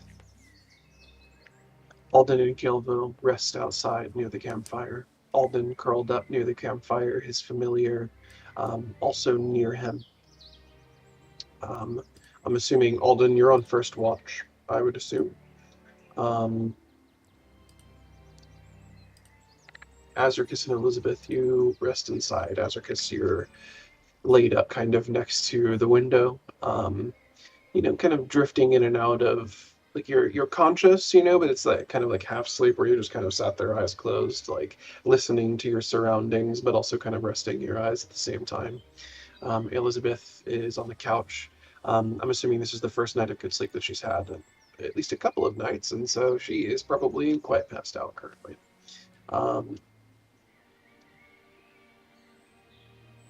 The night kind of drags on. You hear insects in the distance, the occasional hoot of an owl, the chirp of a bird every now and then. You hear the wind gust every now and then. The same whispers that you heard at the camp the night before or a couple of nights ago. You can almost make out on the wind, but at this point you're almost used to it. And Alden, you kind of specifically do your best to kind of ignore it. I'm assuming it's not necessarily directly pressing you, so you're just doing your best to kind of exist, maybe pondering upon your actions, pondering about the day tomorrow and what you may or may not do with Irena and how you're going to approach that situation. And eventually it's slow, but you eventually take notice of it. There's no longer any owls hooting in the forest around you. There's no longer the occasional chirp of a bird around you. You take note that the crickets that were once sounding off before no longer are sounding off. The breeze has all but ceased, and you no longer hear the chide of the whispers on it. The night tightens around the house as the mists begin to thicken at your feet, crawling low across the ground and clinging to the walls of the home like a damp breath. The fire next to you, Alden, gutters, its light starting to dim a little bit. Not from the wind, but almost like something standing just beyond its reach. Then, as if darkness itself decided to step forward 3 figures round the corner of the house, though their footsteps are not that of a normal human's footsteps. Azricus, you don't hear footsteps outside. Alden, you don't pick up footsteps. And even if you do turn to kind of look and catch them out of the corner of your eye, it's almost like 3 figures gliding across the ground, as if they were floating on some sort of mechanized platform. The first one to appear from around the corner is a tall woman in crimson. Her boots are untouched by the mud, and her expression is composed and faintly disapproving. Above her, on the rooftop of the house, there's a second shape that's already there, perched on the edge of the roof. Revealed only when the wood creaks beneath his weight, and red eyes catch what little light remains. And then finally, the fog behind the house parts, and a pale, veiled woman also drifts into view, barefoot and hovering just slightly above the ground. You can barely make out a quiet sob, and as you stare upon her veiled face, you can see what appears to be mascara running down both sides of her crimson eyes and down her cheeks. She holds both of her hands close to her chest, and her face just slightly down, the veil casting a shadow upon her face as well. No one announces them. They do not hurry in their movement. And most of all, you get a sense that they have not come to ask. Alden, as you feel the presence of them before you really see them, especially with your back to where they're coming from, what actions are you taking now that you're starting to feel kind of the presence of evil and death weighing down upon you at this moment?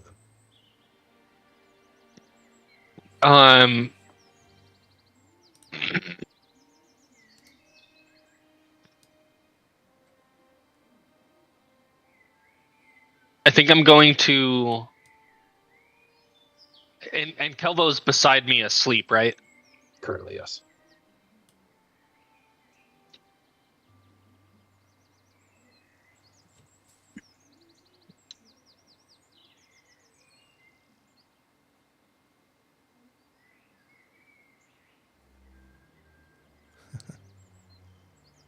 Okay.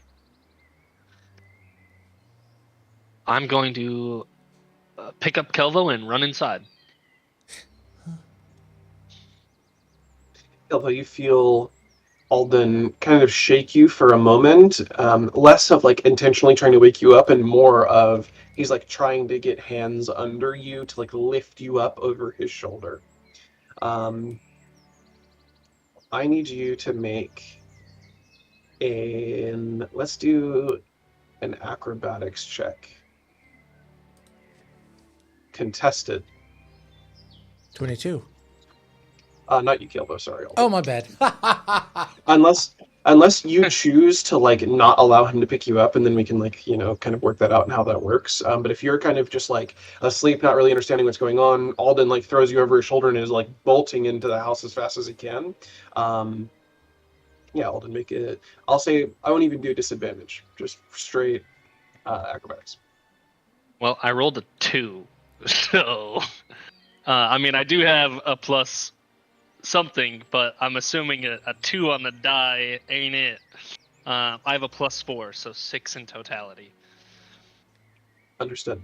Caelvo, you feel him kind of pick you up and throw you over his shoulder. You're still kind of groggy, waking up, not really understanding what the hell is happening. Alden, as you have Caelvo over your shoulder, sprinting as fast as you can to the door, you were probably a little bit in the back of your mind ready for something like this to happen, considering what happened to you the last time you tried to sleep outside in this place.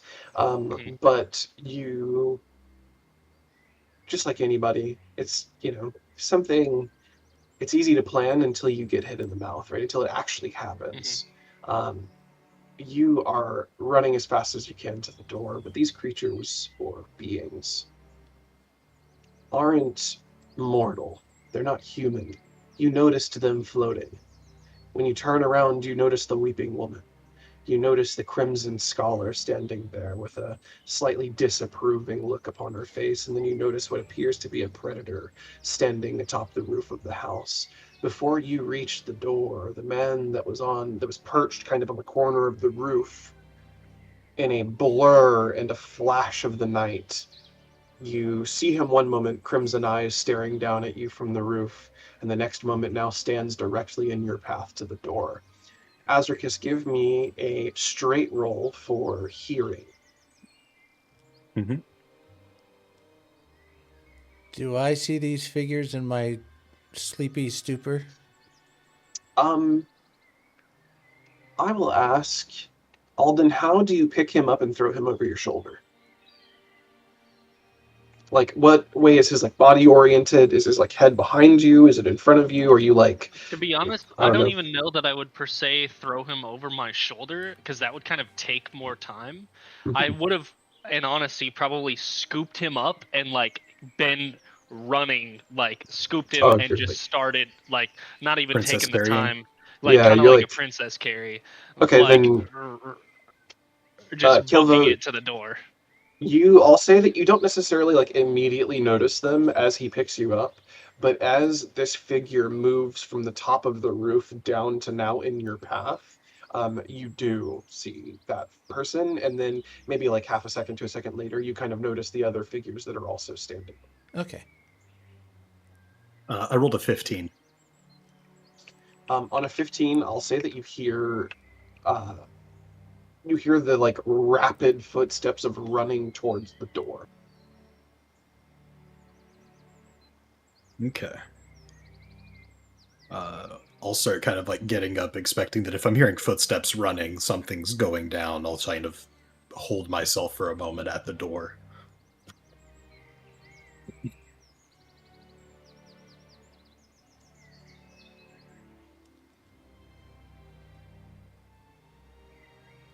Okay, Alden, as you see this figure transfixed on you, now standing directly in your way, do you continue running and maybe just hope that he lets you by, or maybe try and like full body tackle him with Caelvo in your arms in order to try and like maybe get through the door? What action do you take now that you see this imposing figure? This one specifically is a male figure. The other two, I'll say that you note, are female, kind of in nature, at least by their clothing and the way they're kind of stood. This one seems male in nature and is quite a towering figure, even above yourself.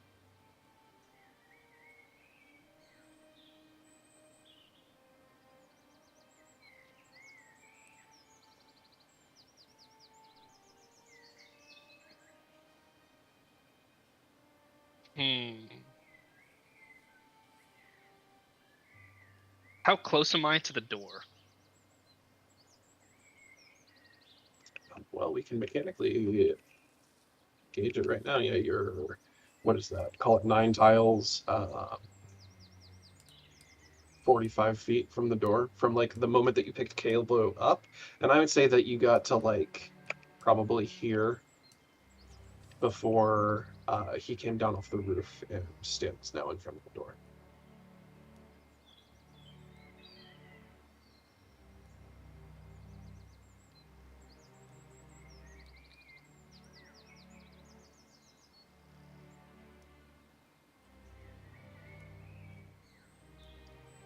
You see in this moment, while you're kind of thinking above the table about what your next step would like that you'd like to do, you see the man once again towering, imposing. This is not the vampire that you met in the forest, by the way. That much is quite clear to you. You see him raise a like long, skeletal almost finger to his mouth and say, "Shh," as the Crimson Scholar, you hear kind of in a lower tone, almost even under her breath, even say, "How unsubtle."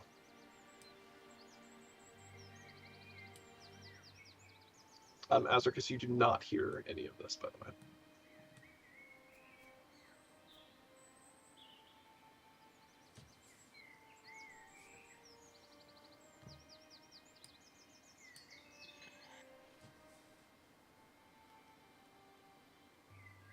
Well, if Caelvo sees what's going on, even though he's out of range, he's probably first off going to scream because he did not expect this. And after screaming, he's going to unleash a thunder wave. Not necessarily to hit anyone, but with the thunder, which, let me see. A thunderous boom is audible within 300 feet. It's kind of his way to alert anyone to, hey, there's something going on, help. Okay. Elizabeth, roll perception for me to see if you kind of hear the initial scream and thunderous, boom, or if you're just like deep asleep. And then obviously, right, like Az would probably wake you up eventually, but it kind of determines if you wake up on your own or not. There's a 12. Okay. What do you yell, Caelvo? I mean, first off, he just yells like, ah! Help! And then he'll slap his hands together really hard and unleash the thunder wave, which probably stops short of that guy. Since it's a 15-foot. Understood. Yeah. As you unleash the thunder wave, as you hear the yell, you hear the thunder wave, you are now quite well aware that they are either engaged in combat or they are about to engage in combat. And with that, I need everybody to roll initiative. Azricus and Elizabeth, we will bring you in on the second round of combat. And then this first round will basically take place without you guys, and then you guys will exit the home at the door. I'll give you both the ability to be at the door. Go ahead. Well, I mean, as soon as I woke up, I moved to the door because I was sleeping right next to it anyway. Okay.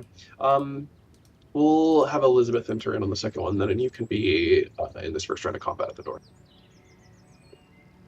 And Elizabeth, you will enter the second round of combat from the door, not from the lounge. Okay.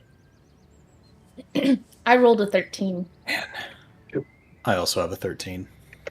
Let me pull both of your characters to the board. Okay. So to start off, Caelvo, after you let forth that thunderous wave, the woman in crimson now takes an immediate step forward. And in this moment, on you specifically, Alden, you feel arcane energy beginning to swell around your body as you notice your eyes beginning to blur and your ear, you like stop being able to hear as much as blindness and deafness is cast over you. You see blood kind of leaking from her arm as this ability is cast, and then let me look up exactly what this does.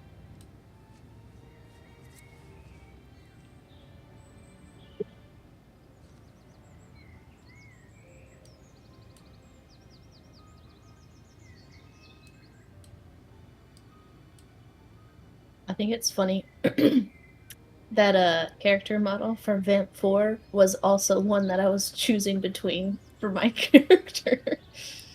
They just have terrible women character models. Yeah, they're not very good. There's not a lot of options. The best option is to do the hero forge. Yeah.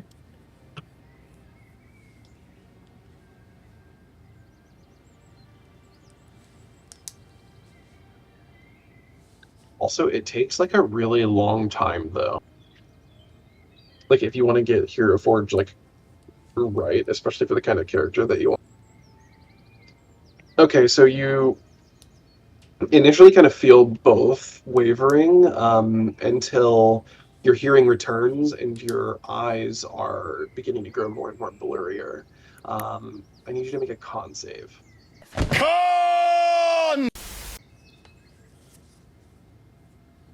That is a natural 20, baby. Let's go. Let's go. You kind of like close your eyes momentarily, shaking off the arcana and like the necromancy that you feel around you, and your eyes once again return to sharpness. And let me see.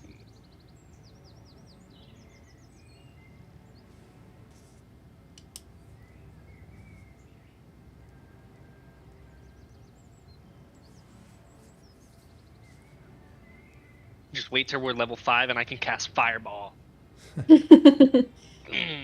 Yeah, because that's going to be a good idea. Oh, trust me. Listen, Oh, we're trust me. outside. This house, you know, it was forsaken anyways. Like,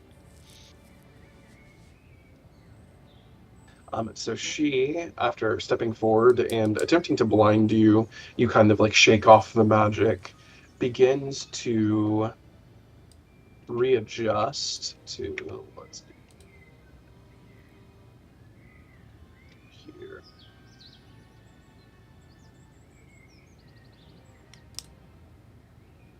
It is now the kind of imposing man's turn as he hears you, Azricus, kind of step in behind him, but sees a like pseudo-charging man carrying Caelvo like a princess up to him. And he will not allow this married couple to step through the threshold. He... Let us see.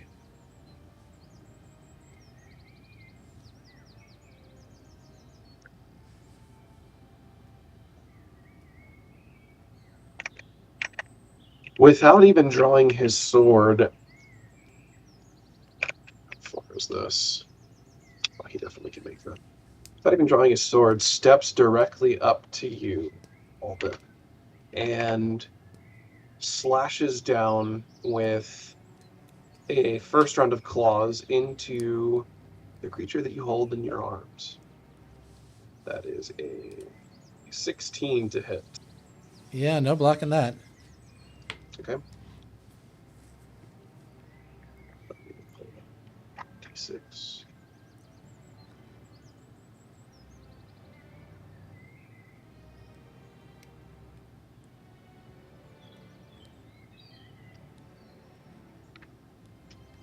Caelvo, you take 17 damage.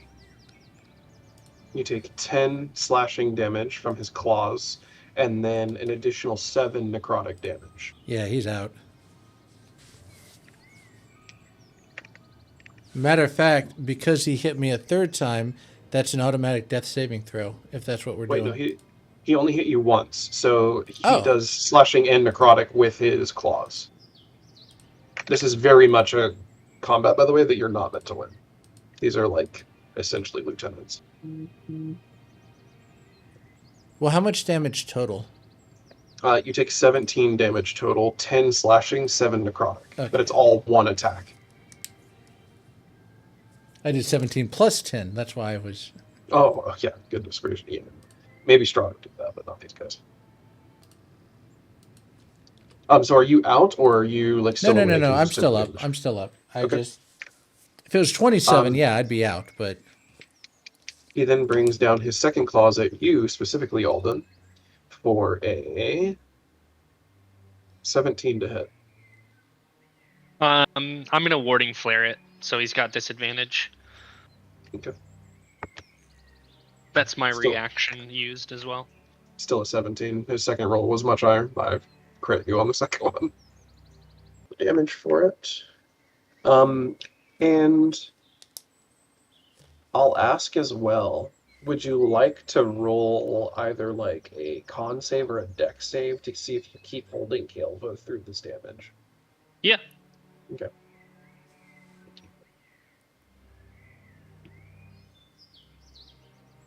I mean, either way, I think I succeed because to con I have a +2, to dex I have a +2, and I rolled a 17, so 19 total. Perfect. I'll leave that Yeah, to you you. absolutely keep holding him. You take 15 points of damage. You take 8 slashing damage and 7 necrotic damage.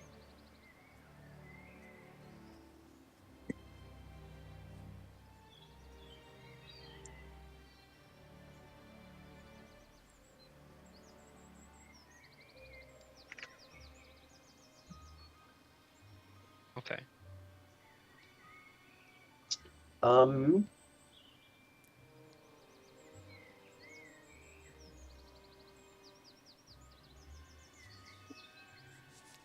And that will end his turn. He'll choose not to take his third multi-attack. Alden, it is your turn. I think I'm going to disengage. Okay.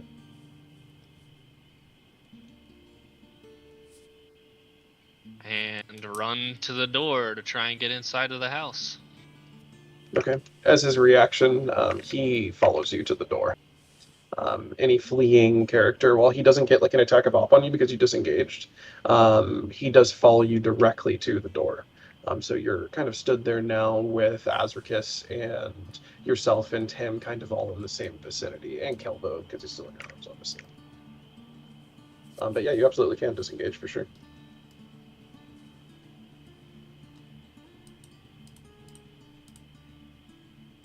It's kind of interesting. Caelvo gets free movement easy.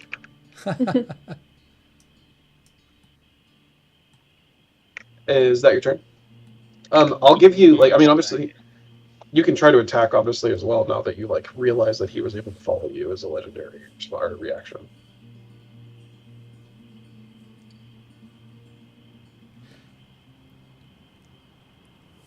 Yeah, I just need to remake my character.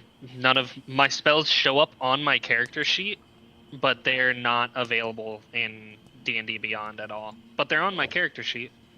Send it, like, before our next session, just throw a new character sheet up and roll 20, right? Because I don't need your character sheet. Let's see here.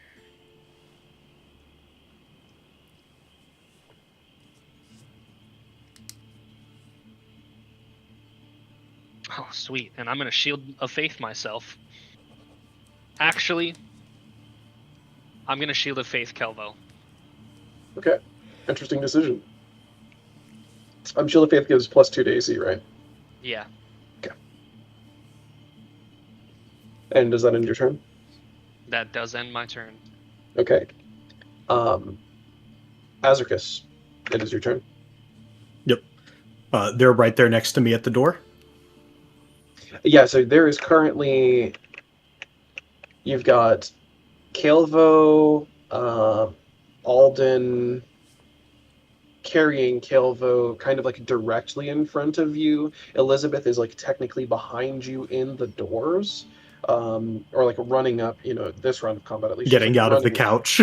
Yeah, she's like running up kind of behind you from the lounge. And then directly behind Alden is this man, kind of like bearing down on top of him. I'm going to use my action to shove Alden inside. So you want to kind of like grab and rip both him and Caelvo inside the home. Essentially. Okay. Let me read the rules on that. I mean, like, you obviously can do it. But I wonder, So if you're thinking of attacks of opportunity, it would not trigger it because he's shoving me. You don't get an attack of opportunity against somebody who's being shoved out of your rules as written. Rules as written, at least. Okay, yeah. How do you still have to like hit technically? They can technically choose to fail the save. Yeah. Okay. That brings up the Yeah, go for it. I'll roll. I'll just go ahead and roll athletics for it, regardless. Natural 20. Hell Okay. yeah. Let's see. Hold on, because it is a contested roll. Let's see. Yeah. I rolled a 14. You don't know what I'm doing. He succeeds. Yeah, I don't know what you're doing. Yeah, at all. Yeah. Both Caelvo and Alden at this point are slung into the doorway behind you, Azricus. And you both land with a thud on the ground. I'm not gonna like reduce your movement for the next round, but obviously you probably like wouldn't keep on your feet, I imagine, either of you. You like land on the ground. Do you keep hold of Caelvo this time, Alden, or do you kind of let him go as you're both like flung into the room? I kind kinda of like the wrap. foyer. So like I'm getting pulled, right? Yeah. And you know how when you're like motionally falling, you can kind of turn yourself. I turn to land on my back, and Caelvo, like, I'm not necessarily like holding on to Caelvo, but I'm assuming we both got thrown in kind of the same direction. Yeah. So I would like kind of land with Caelvo. Okay, makes sense. So yeah, you kind of like both of your shoulders kind of slam into the ground. Yeah. You obviously like had Caelvo Princess carried like initially, right? You're like grabbed Yeah. and thrown in. You both kind of like land parallel to each other on the ground, and then yeah, I'm not going to penalize your movement to get up in the next round. You both kind of eventually stand up. What else do you do this round, Azricus? Azricus looks at what I assume to be a vampire spawn, Mhm. gives him a curt nod and says, "Good evening," and then walks into the door, like backs into the door and closes it. Okay. And Elizabeth, it's not your turn. Let's move to her.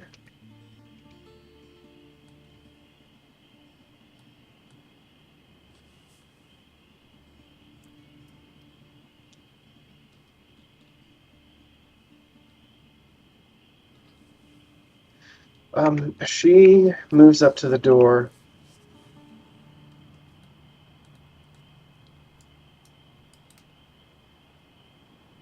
Can move up behind him.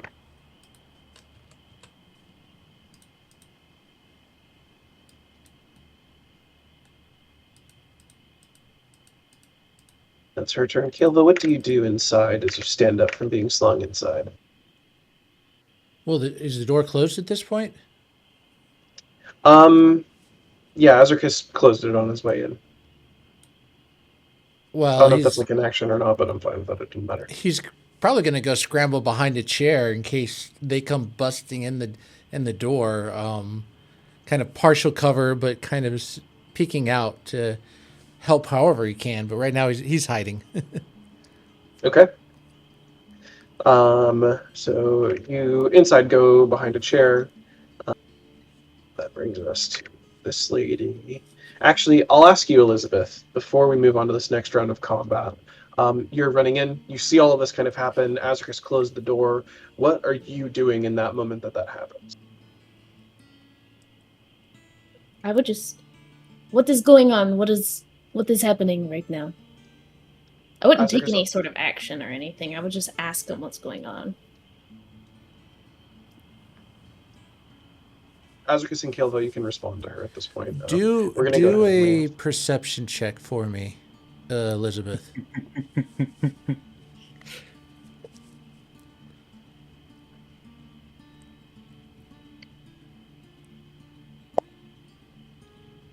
$21, not natural. Okay, well, you definitely see a trail of blood leading up to behind the chair where Caelvo is hiding. And he's just kind of shivering and kind of cradling his arm and just not saying anything, peering right at the door.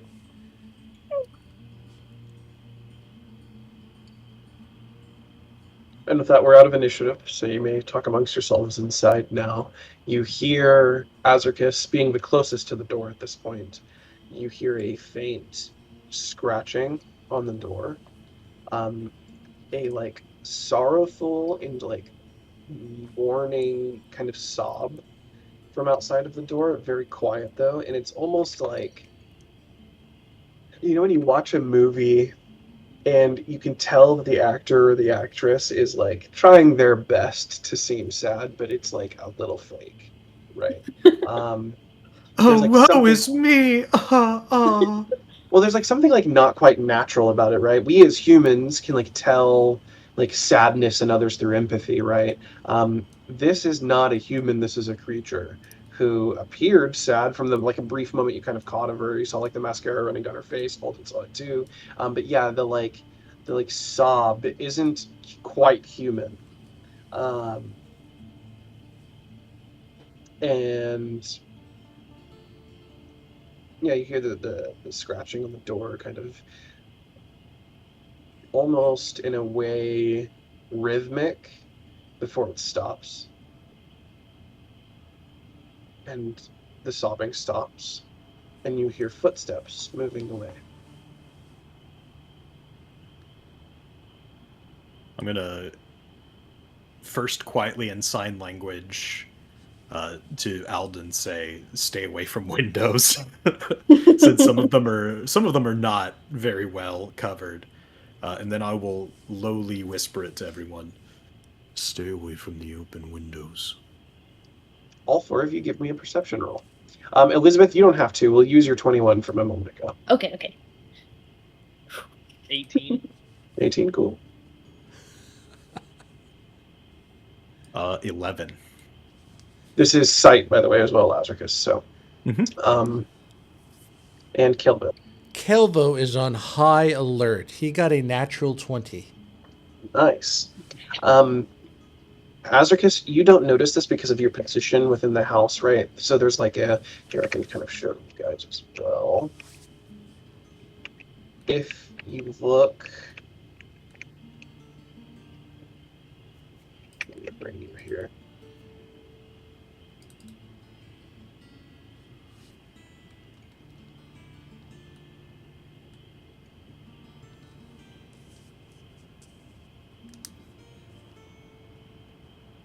If you look, there's the main entrance kind of like right here, right? There's a window specifically over here. Actually, no, it's not where I wanted the foyer, but whatever.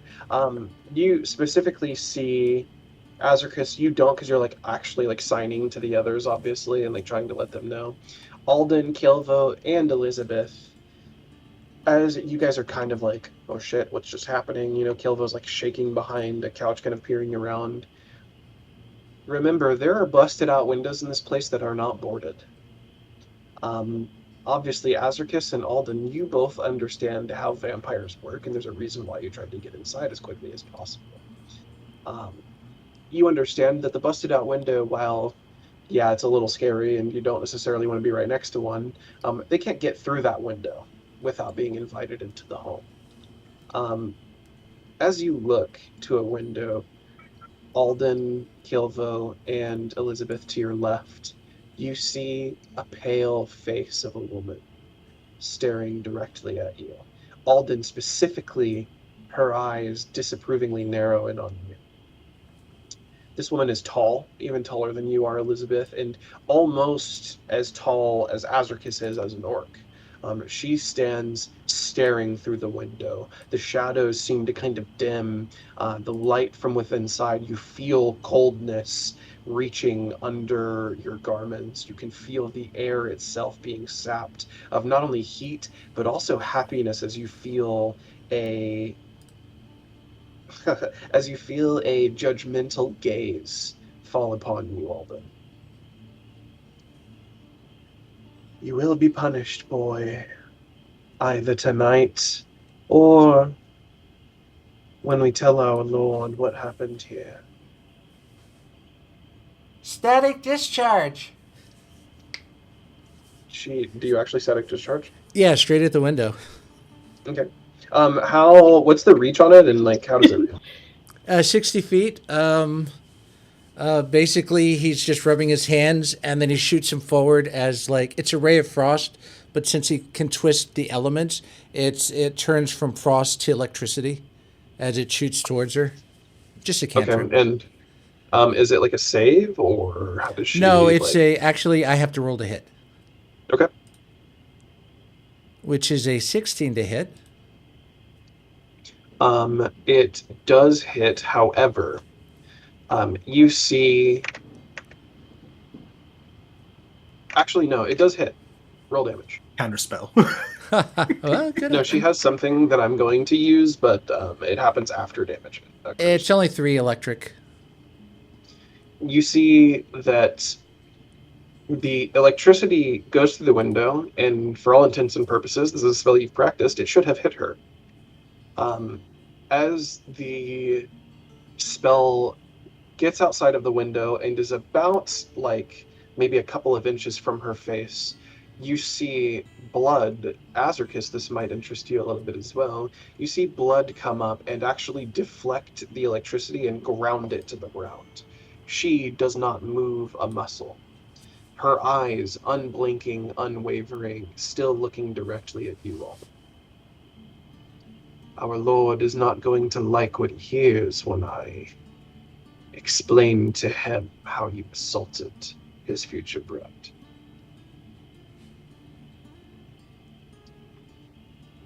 Alden just keeps pissing Strahd the fuck off, man. You're dead, buddy. I You're am dead, buddy. going to walk to the window and channel divinity, turn undead. Okay. The DC, let's see here.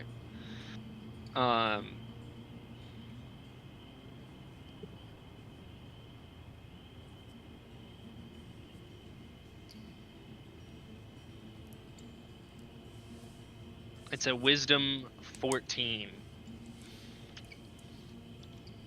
Okay. What is her So- wisdom modifier? Are all of them within 30 feet of me, or is it just her? That you can see? I don't know if turn undead So works on It's not creatures you can't see, see. it is Okay. within 30 feet. Okay. Can see or hear you. Oh, I'm looking at the thing. It just says any creature within 30 feet. Is that 5 or 5.5 or 5e? I don't. It's whatever the thing I D&D have set up Beyond, on. So yeah. I have no idea, to be honest with you, because some of this stuff is 5 and some of it's 5.5. But I'll I'm give it cool to with you. here. If they can hear me within that thing, then I'm good with that. Yeah, I'll absolutely give it to you and say they're all within 30 feet and could probably hear you, I imagine. The only one that you obviously her, unless they like flee in a direction that you can like see out the window, obviously, right?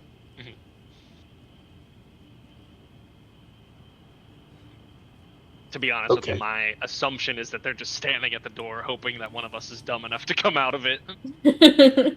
Completely fair. Your character didn't hear them walk away like Azricus did.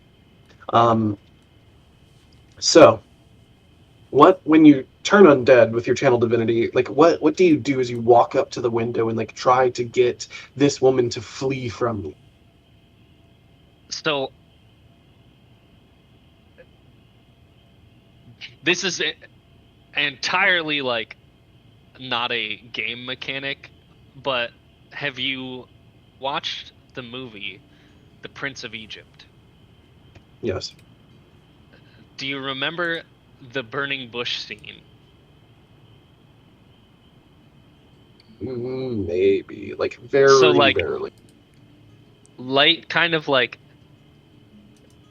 casts out, like light kind of flows out like water along the ground, but to me my holy symbol is an ember that never goes out. It's like an eternal ember. It is essentially what my holy symbol is. So I would stretch it out in my hand as I walk up to the window. I would like reach out with it in my hand, and just kind of, I would like really, really focus in onto the ember, then look up and blow, and that's when kind of the light like flutters out. Forward light and burn my shadow, and then yeah, Okay, that'll so be what it is. You like Forward walk light and up. burn my shadows. You walk up to this woman, thing, creature, who her gaze is unwavering from you. Once again, her facial expression is that of like a disappointment, almost judgmental, even. There is disgust and disdain upon her face, almost like a noble looking at something that a peasant does with disgust and, disapproval in a way. She does not blink. As you approach, you notice that there is no breath entering her lungs. Her nostrils aren't moving from the intaking of breath. You approach, you look up, you blow the ember forward, you everybody in the room, not just you, everybody can see this like divinity spreading forth from you and from the ember. They see it wash through the window, wash over this woman's body, and potentially, like up to the ceiling and out of the home and everything. They see this kind of holy radiance radiating from you.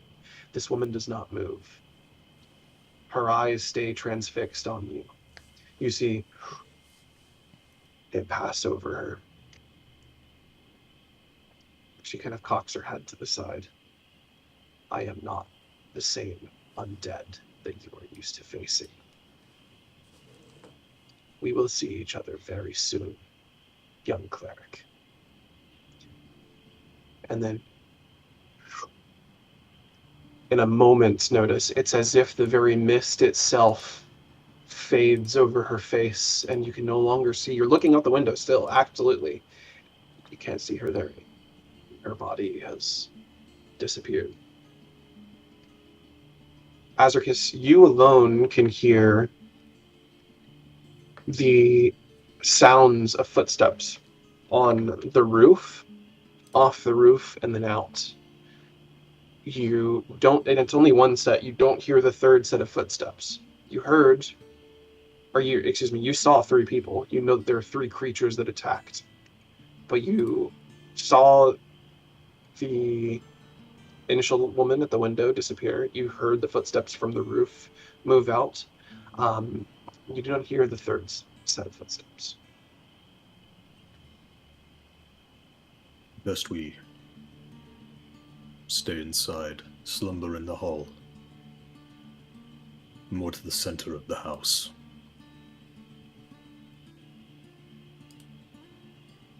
Do you think we should wake the others, or?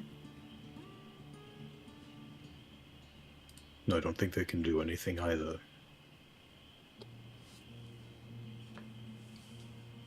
And Azricus just picks up his entire bundle of stuff, kind of like looks at Caelvo and Alden to see how badly injured they are. Yeah, Caelvo's not in the best of shape, but he's kind of hiding it, just still staying in the corner.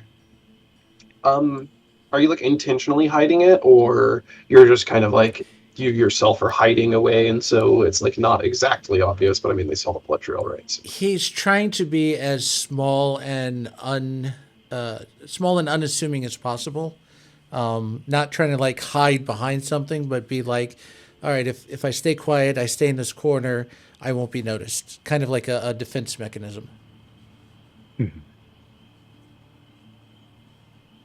Okay.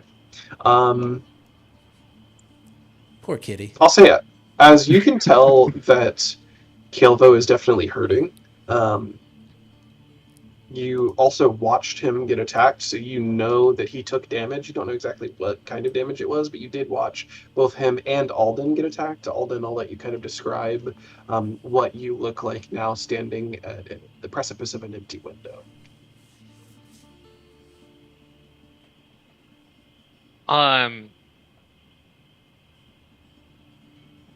Yeah, I'm basically kind of standing with my back to you guys then at the window.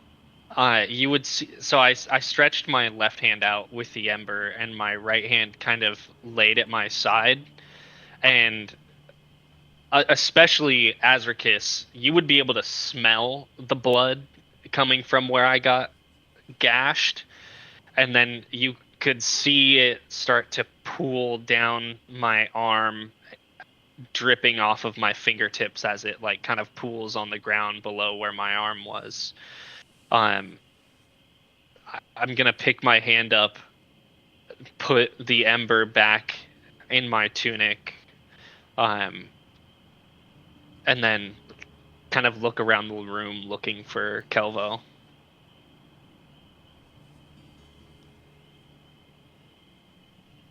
I rolled a dirty 20 for my insight. I'm going to assume I can see where, or determine where Caelvo's at. You know what? Well, there's a trail of blood on the floor, so he's not hard to hide. You just follow that, you'll find him. I'm going to kneel down beside you, Caelvo, and take out a healer's kit and you can regain one of your hit die. As I kind of patch up where you got hit, and if you roll a 1, you can re-roll it. Ha, a 1. Luck of the Caelvo. 4. That's better. I was supposed to protect you, but I didn't do anything. I'm sorry.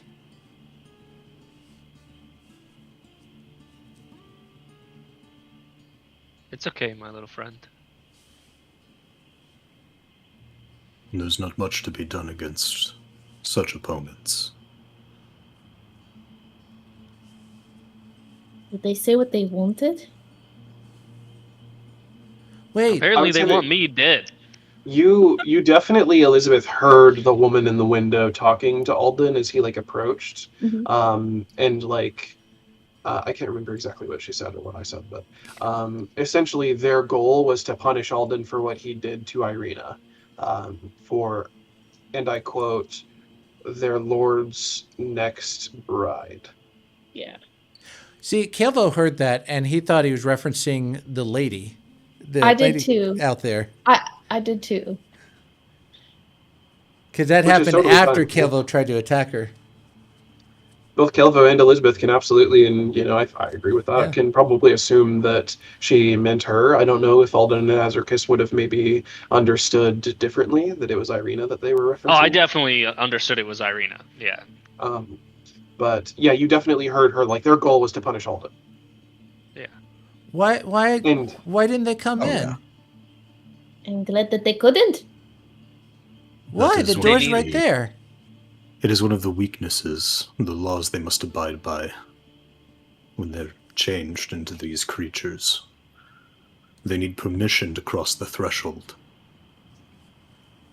Well, isn't Irena safe then, since they can't get to her in here? They have other ways of manipulation. Oh. you guys did have that conversation with Ismark as well, and he kind of, you can look around and see as well, Caelvo, at this point, this house is like not going to last very long. Also, if they wanted to, or specifically, I guess I'll just let you guys kind of like determine that. But yeah, the house is like not exactly a castle or like a fortified defensive position. It is the Caelvo, because it's the biggest house he's ever seen. Completely fair.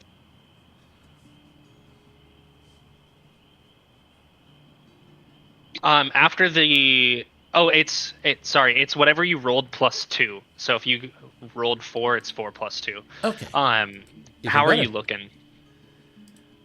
Still bloodied, but he'll live. Okay. Is there an open wound on Caelvo from where he got like clawed at? Probably the assume. best way to view it is he's no longer bleeding out.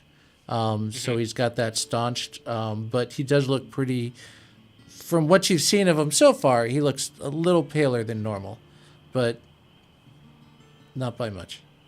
Give me a medicine check, Alden. Yeah. Let's see.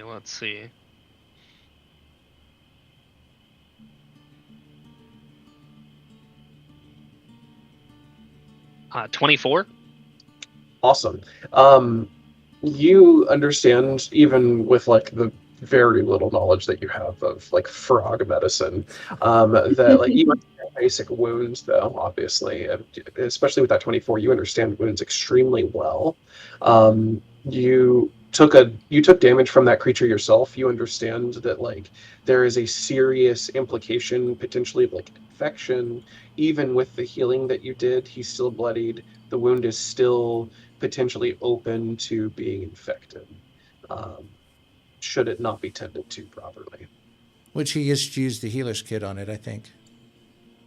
Oh, did you use the healer's kit on it? That's how I he did healed use me. a healer's kit on it. Sorry, Yeah, I that's how I completely healed missed him. that. So then the wound is covered, and like you understand that with time and careful like bandaging and stuff like that, the wound will eventually be fine. He'll probably get a scar from it, but it's not like an immediate danger for sure. I thought you used a spell for some reason. Nah, just I'm gonna like sit down on the couch and healer's kit myself as well. That's my hit die. I can't remember. If you hit, oh, never mind.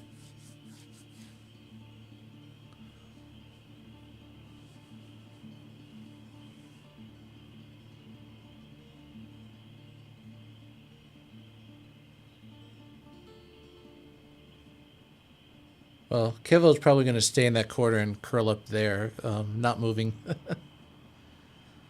So I don't think I can healer's kit myself. It says you can expend it a use on a creature within 5 feet of yourself. It doesn't say I can use it on myself. So I'm gonna healing word myself. On a 24 medicine check, even if rules as written say that you can't, I will. Okay, then I'm gonna do it. You also would technically be a creature within 5 feet of yourself. That's The true. question is, are you willing, though? Are you willing to do it to yourself? I'm not willing to heal myself. Yeah. Oh, no. I must suffer. He's actually, I mean, he could become a cleric of Ilmater, right? I want to suffer. I need to feel this pain. You will feel the pain. Came here to teach you a lesson. That means that they could come while we're on the road as well. And they will.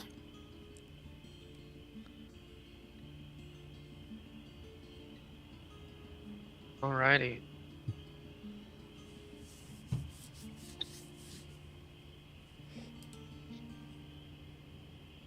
I'm like on the couch, like stitching myself up You're just like, on my shoulder. I'm gonna probably be done with that and fall right asleep.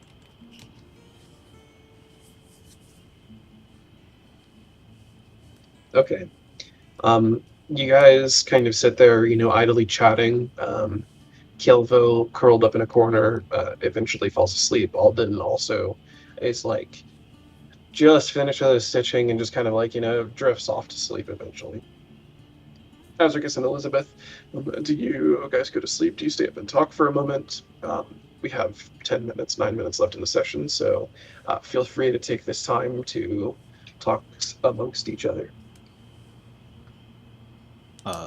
Azricus is going to, because I noticed that I didn't have it in my equipment. It was actually stashed away in my chest.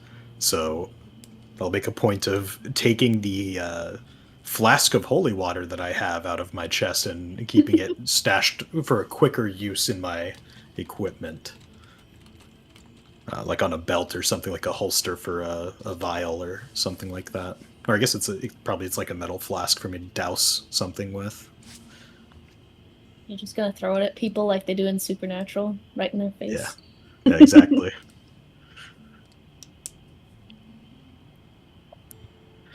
I think but other we than that, Azricus still has 1 level of exhaustion, so he probably is not staying conscious very long. If everybody else goes to sleep, I'll stay up and keep watch. Because I feel like at this point, we just got surprised, so somebody should probably stay watch. Okay. And since I got a nice little sleep and a nice little nap on the couch, I probably should do my watch. Throughout the night, you hear the sounds of the night return. The chirping of insects, the occasional hoot of an owl, the light breeze on the wind. Looking outside, you no longer see the kind of mist and fog that rolled in when these 3 creatures overtook the hall.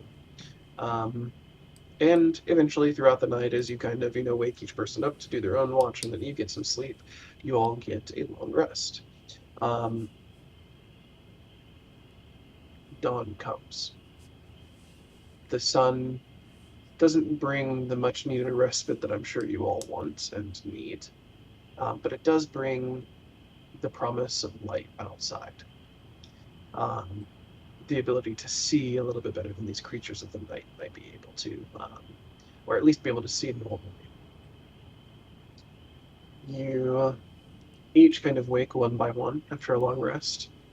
And feel free to take the rest of the session to kind of talk amongst each other as you wake up, determine your next steps forward, strategize, things of that nature.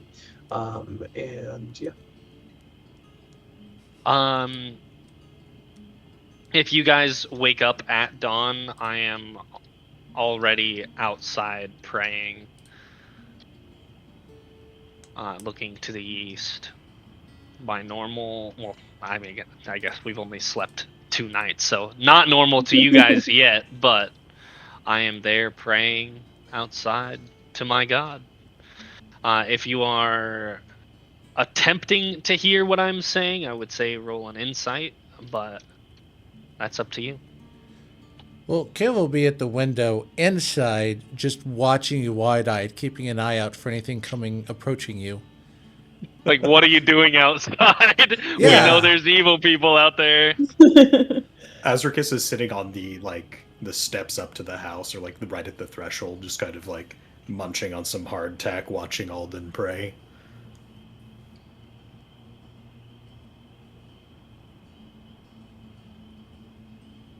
I would just lounge on the couch, probably having some tea.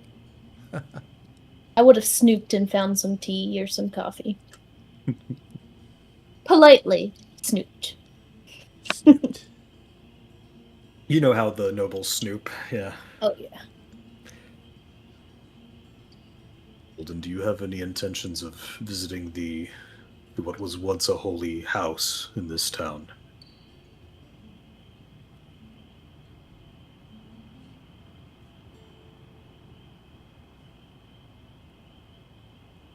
If somehow my brothers and sisters end up in this place, I think it best that I leave them some kind of idea of where we're going. And all of my people will make their way there, I think. If this is where they end up first, at least, who knows? I mean, I feel like we could have ended up anywhere.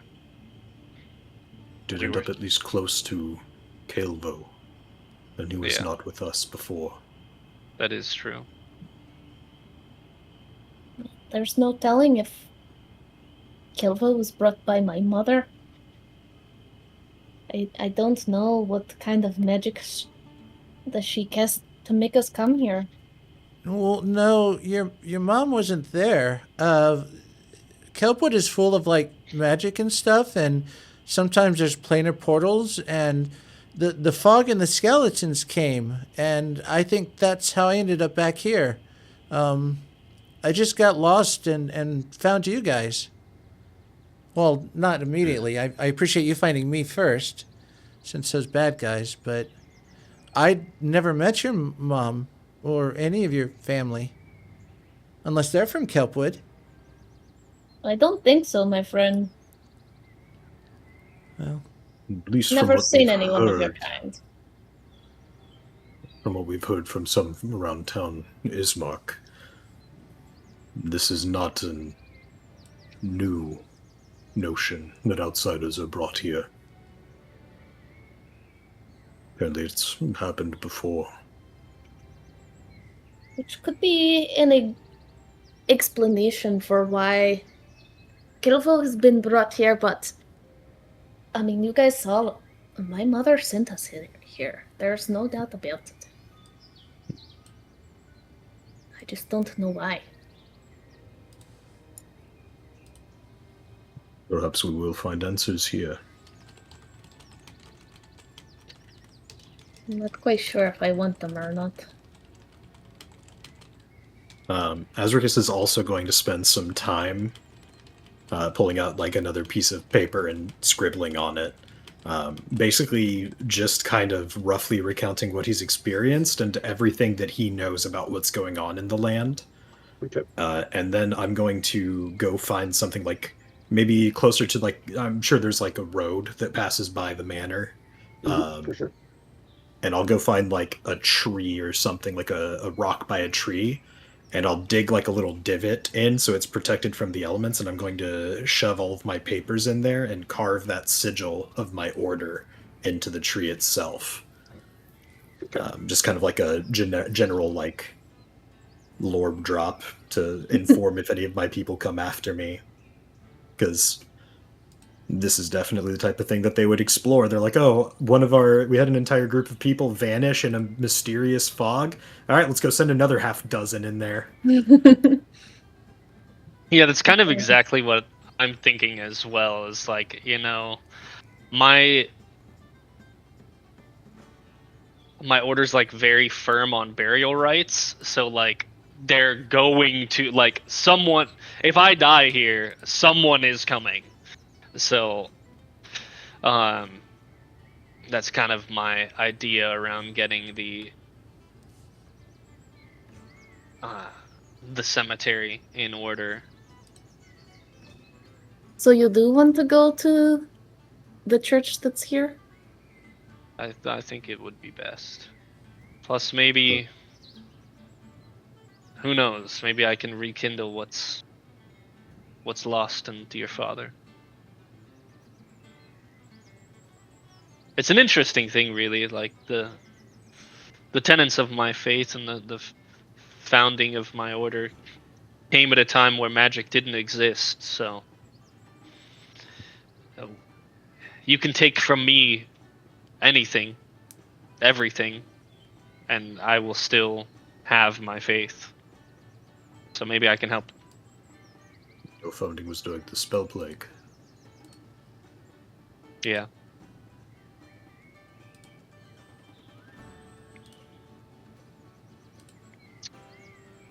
We healed people when magic couldn't anymore. I feel like with time we forgot the old ways, and when the spell plague came, so did disease again. So did sickness, so did many other diseases and all kinds of ill-natured things. So, not a member of my group whenever the spell plague was ongoing, but apparently our occult abilities do not use the natural weave.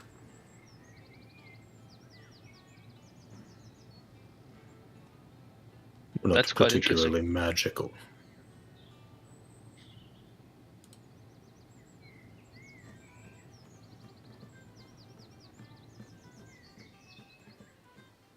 If we do encounter them on the road, we cannot fight them. You are to run, all of you. I think. If it was one, maybe could. As we'll pull out the flask of holy water. I'm sure Alden would know exactly what it is. I only have the one. But if we do encounter just one, we might have a chance.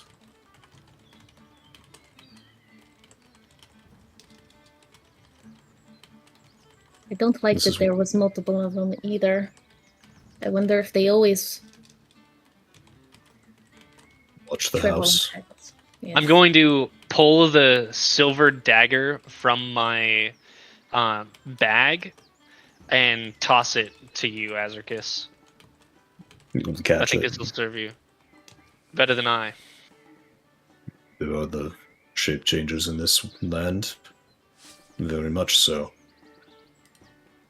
He'll replace his actual dagger and put his old dagger into his pack away.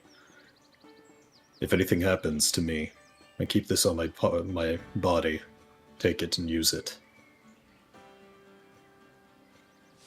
And he'll stash the flask again.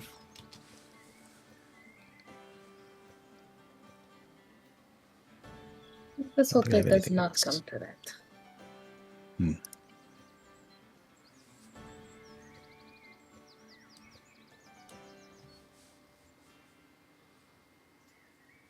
I'm also going to mend my guild tabard.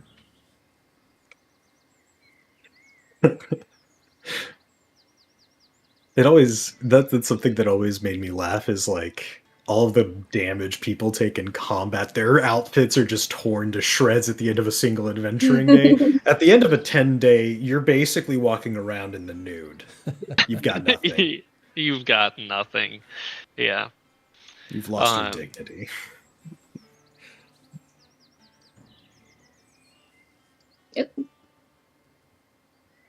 You could have done that the whole time. What about this blood stain on my dress? You are the help, after all. Do you actually call me the help? I don't say that you're the help. I've never once called you guys the help. Wait, what? I respect the help. What's going on with your what's going on? I got blood on my dress and I don't know how to clean it. Oh, I've got it. Here, let me do this. Never had to do laundry before. And he'll go up to your dress. Do I have permission to fix this for you? Yes, please. And he'll go boop, and he'll cast prestidigitation and clean it up for you. Man, I wish I knew that spell. That's it. That's the one I mentioned. Oh, Someone yes. who could do that. Damn. I wish I could do that. We'll have to be careful. No more sleeping outside when we can help it. Agreed.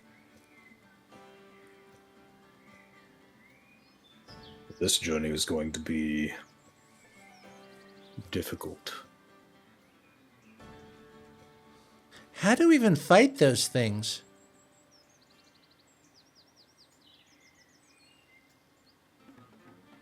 Very carefully, when the numbers are in your favor.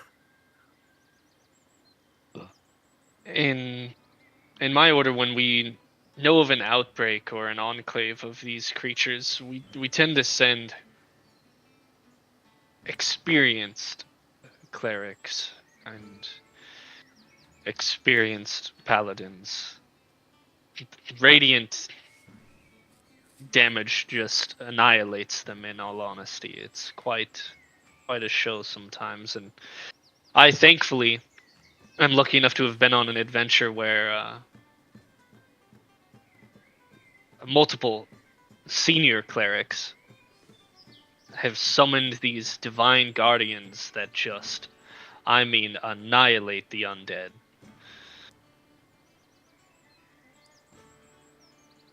That tends to be quite a great thing. So if you do have anything that causes radiant or causes entities to take radiant, then that's... No, the only that's the goddess sides. With Thara, she's mostly nature and storms. So, I unfortunately I don't have anything like that. If you could conjure a river, that would also... They have, beyond the powers of those who wield the gods' light, they are weak to the sun, which kind of looks up at the sky that's just overcast, I imagine.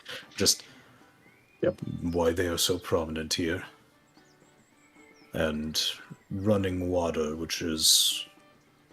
They tend to be wise and not be near rivers. Well, that's one thing I am experienced at is running waters. So that's good. I'll keep an eye out for that.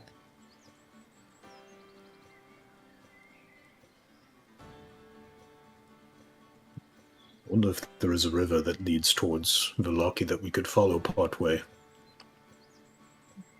That would probably We'll be have to pretty ask. helpful. We'll have to ask Ismark.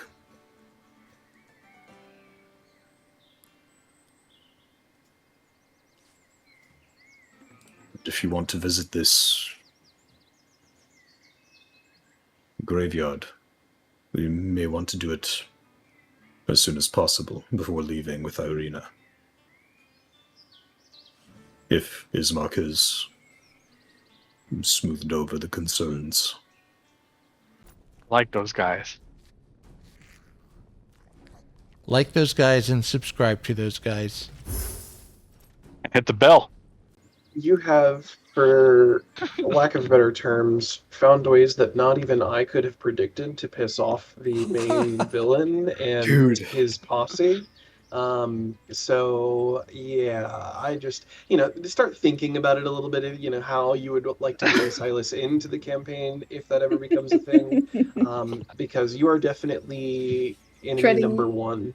on thin ice. You're at the top my of dude. Strahd's list. Yeah. I figured so when I made this character. I mean, he's a religious zealot in a world where the devil exists, so... Very true. You are literally the symbol of the like dying hope of the land, basically. You're just like yeah, pretty much. You're just dredging that up. It went from like Strahd looking at you as maybe someone that he would enjoy torturing and, like trying to maybe even break your religious zealotry and like fervor, make you curse your god and stuff like that, to like, oh, you're actually someone that I fucking vehemently hate.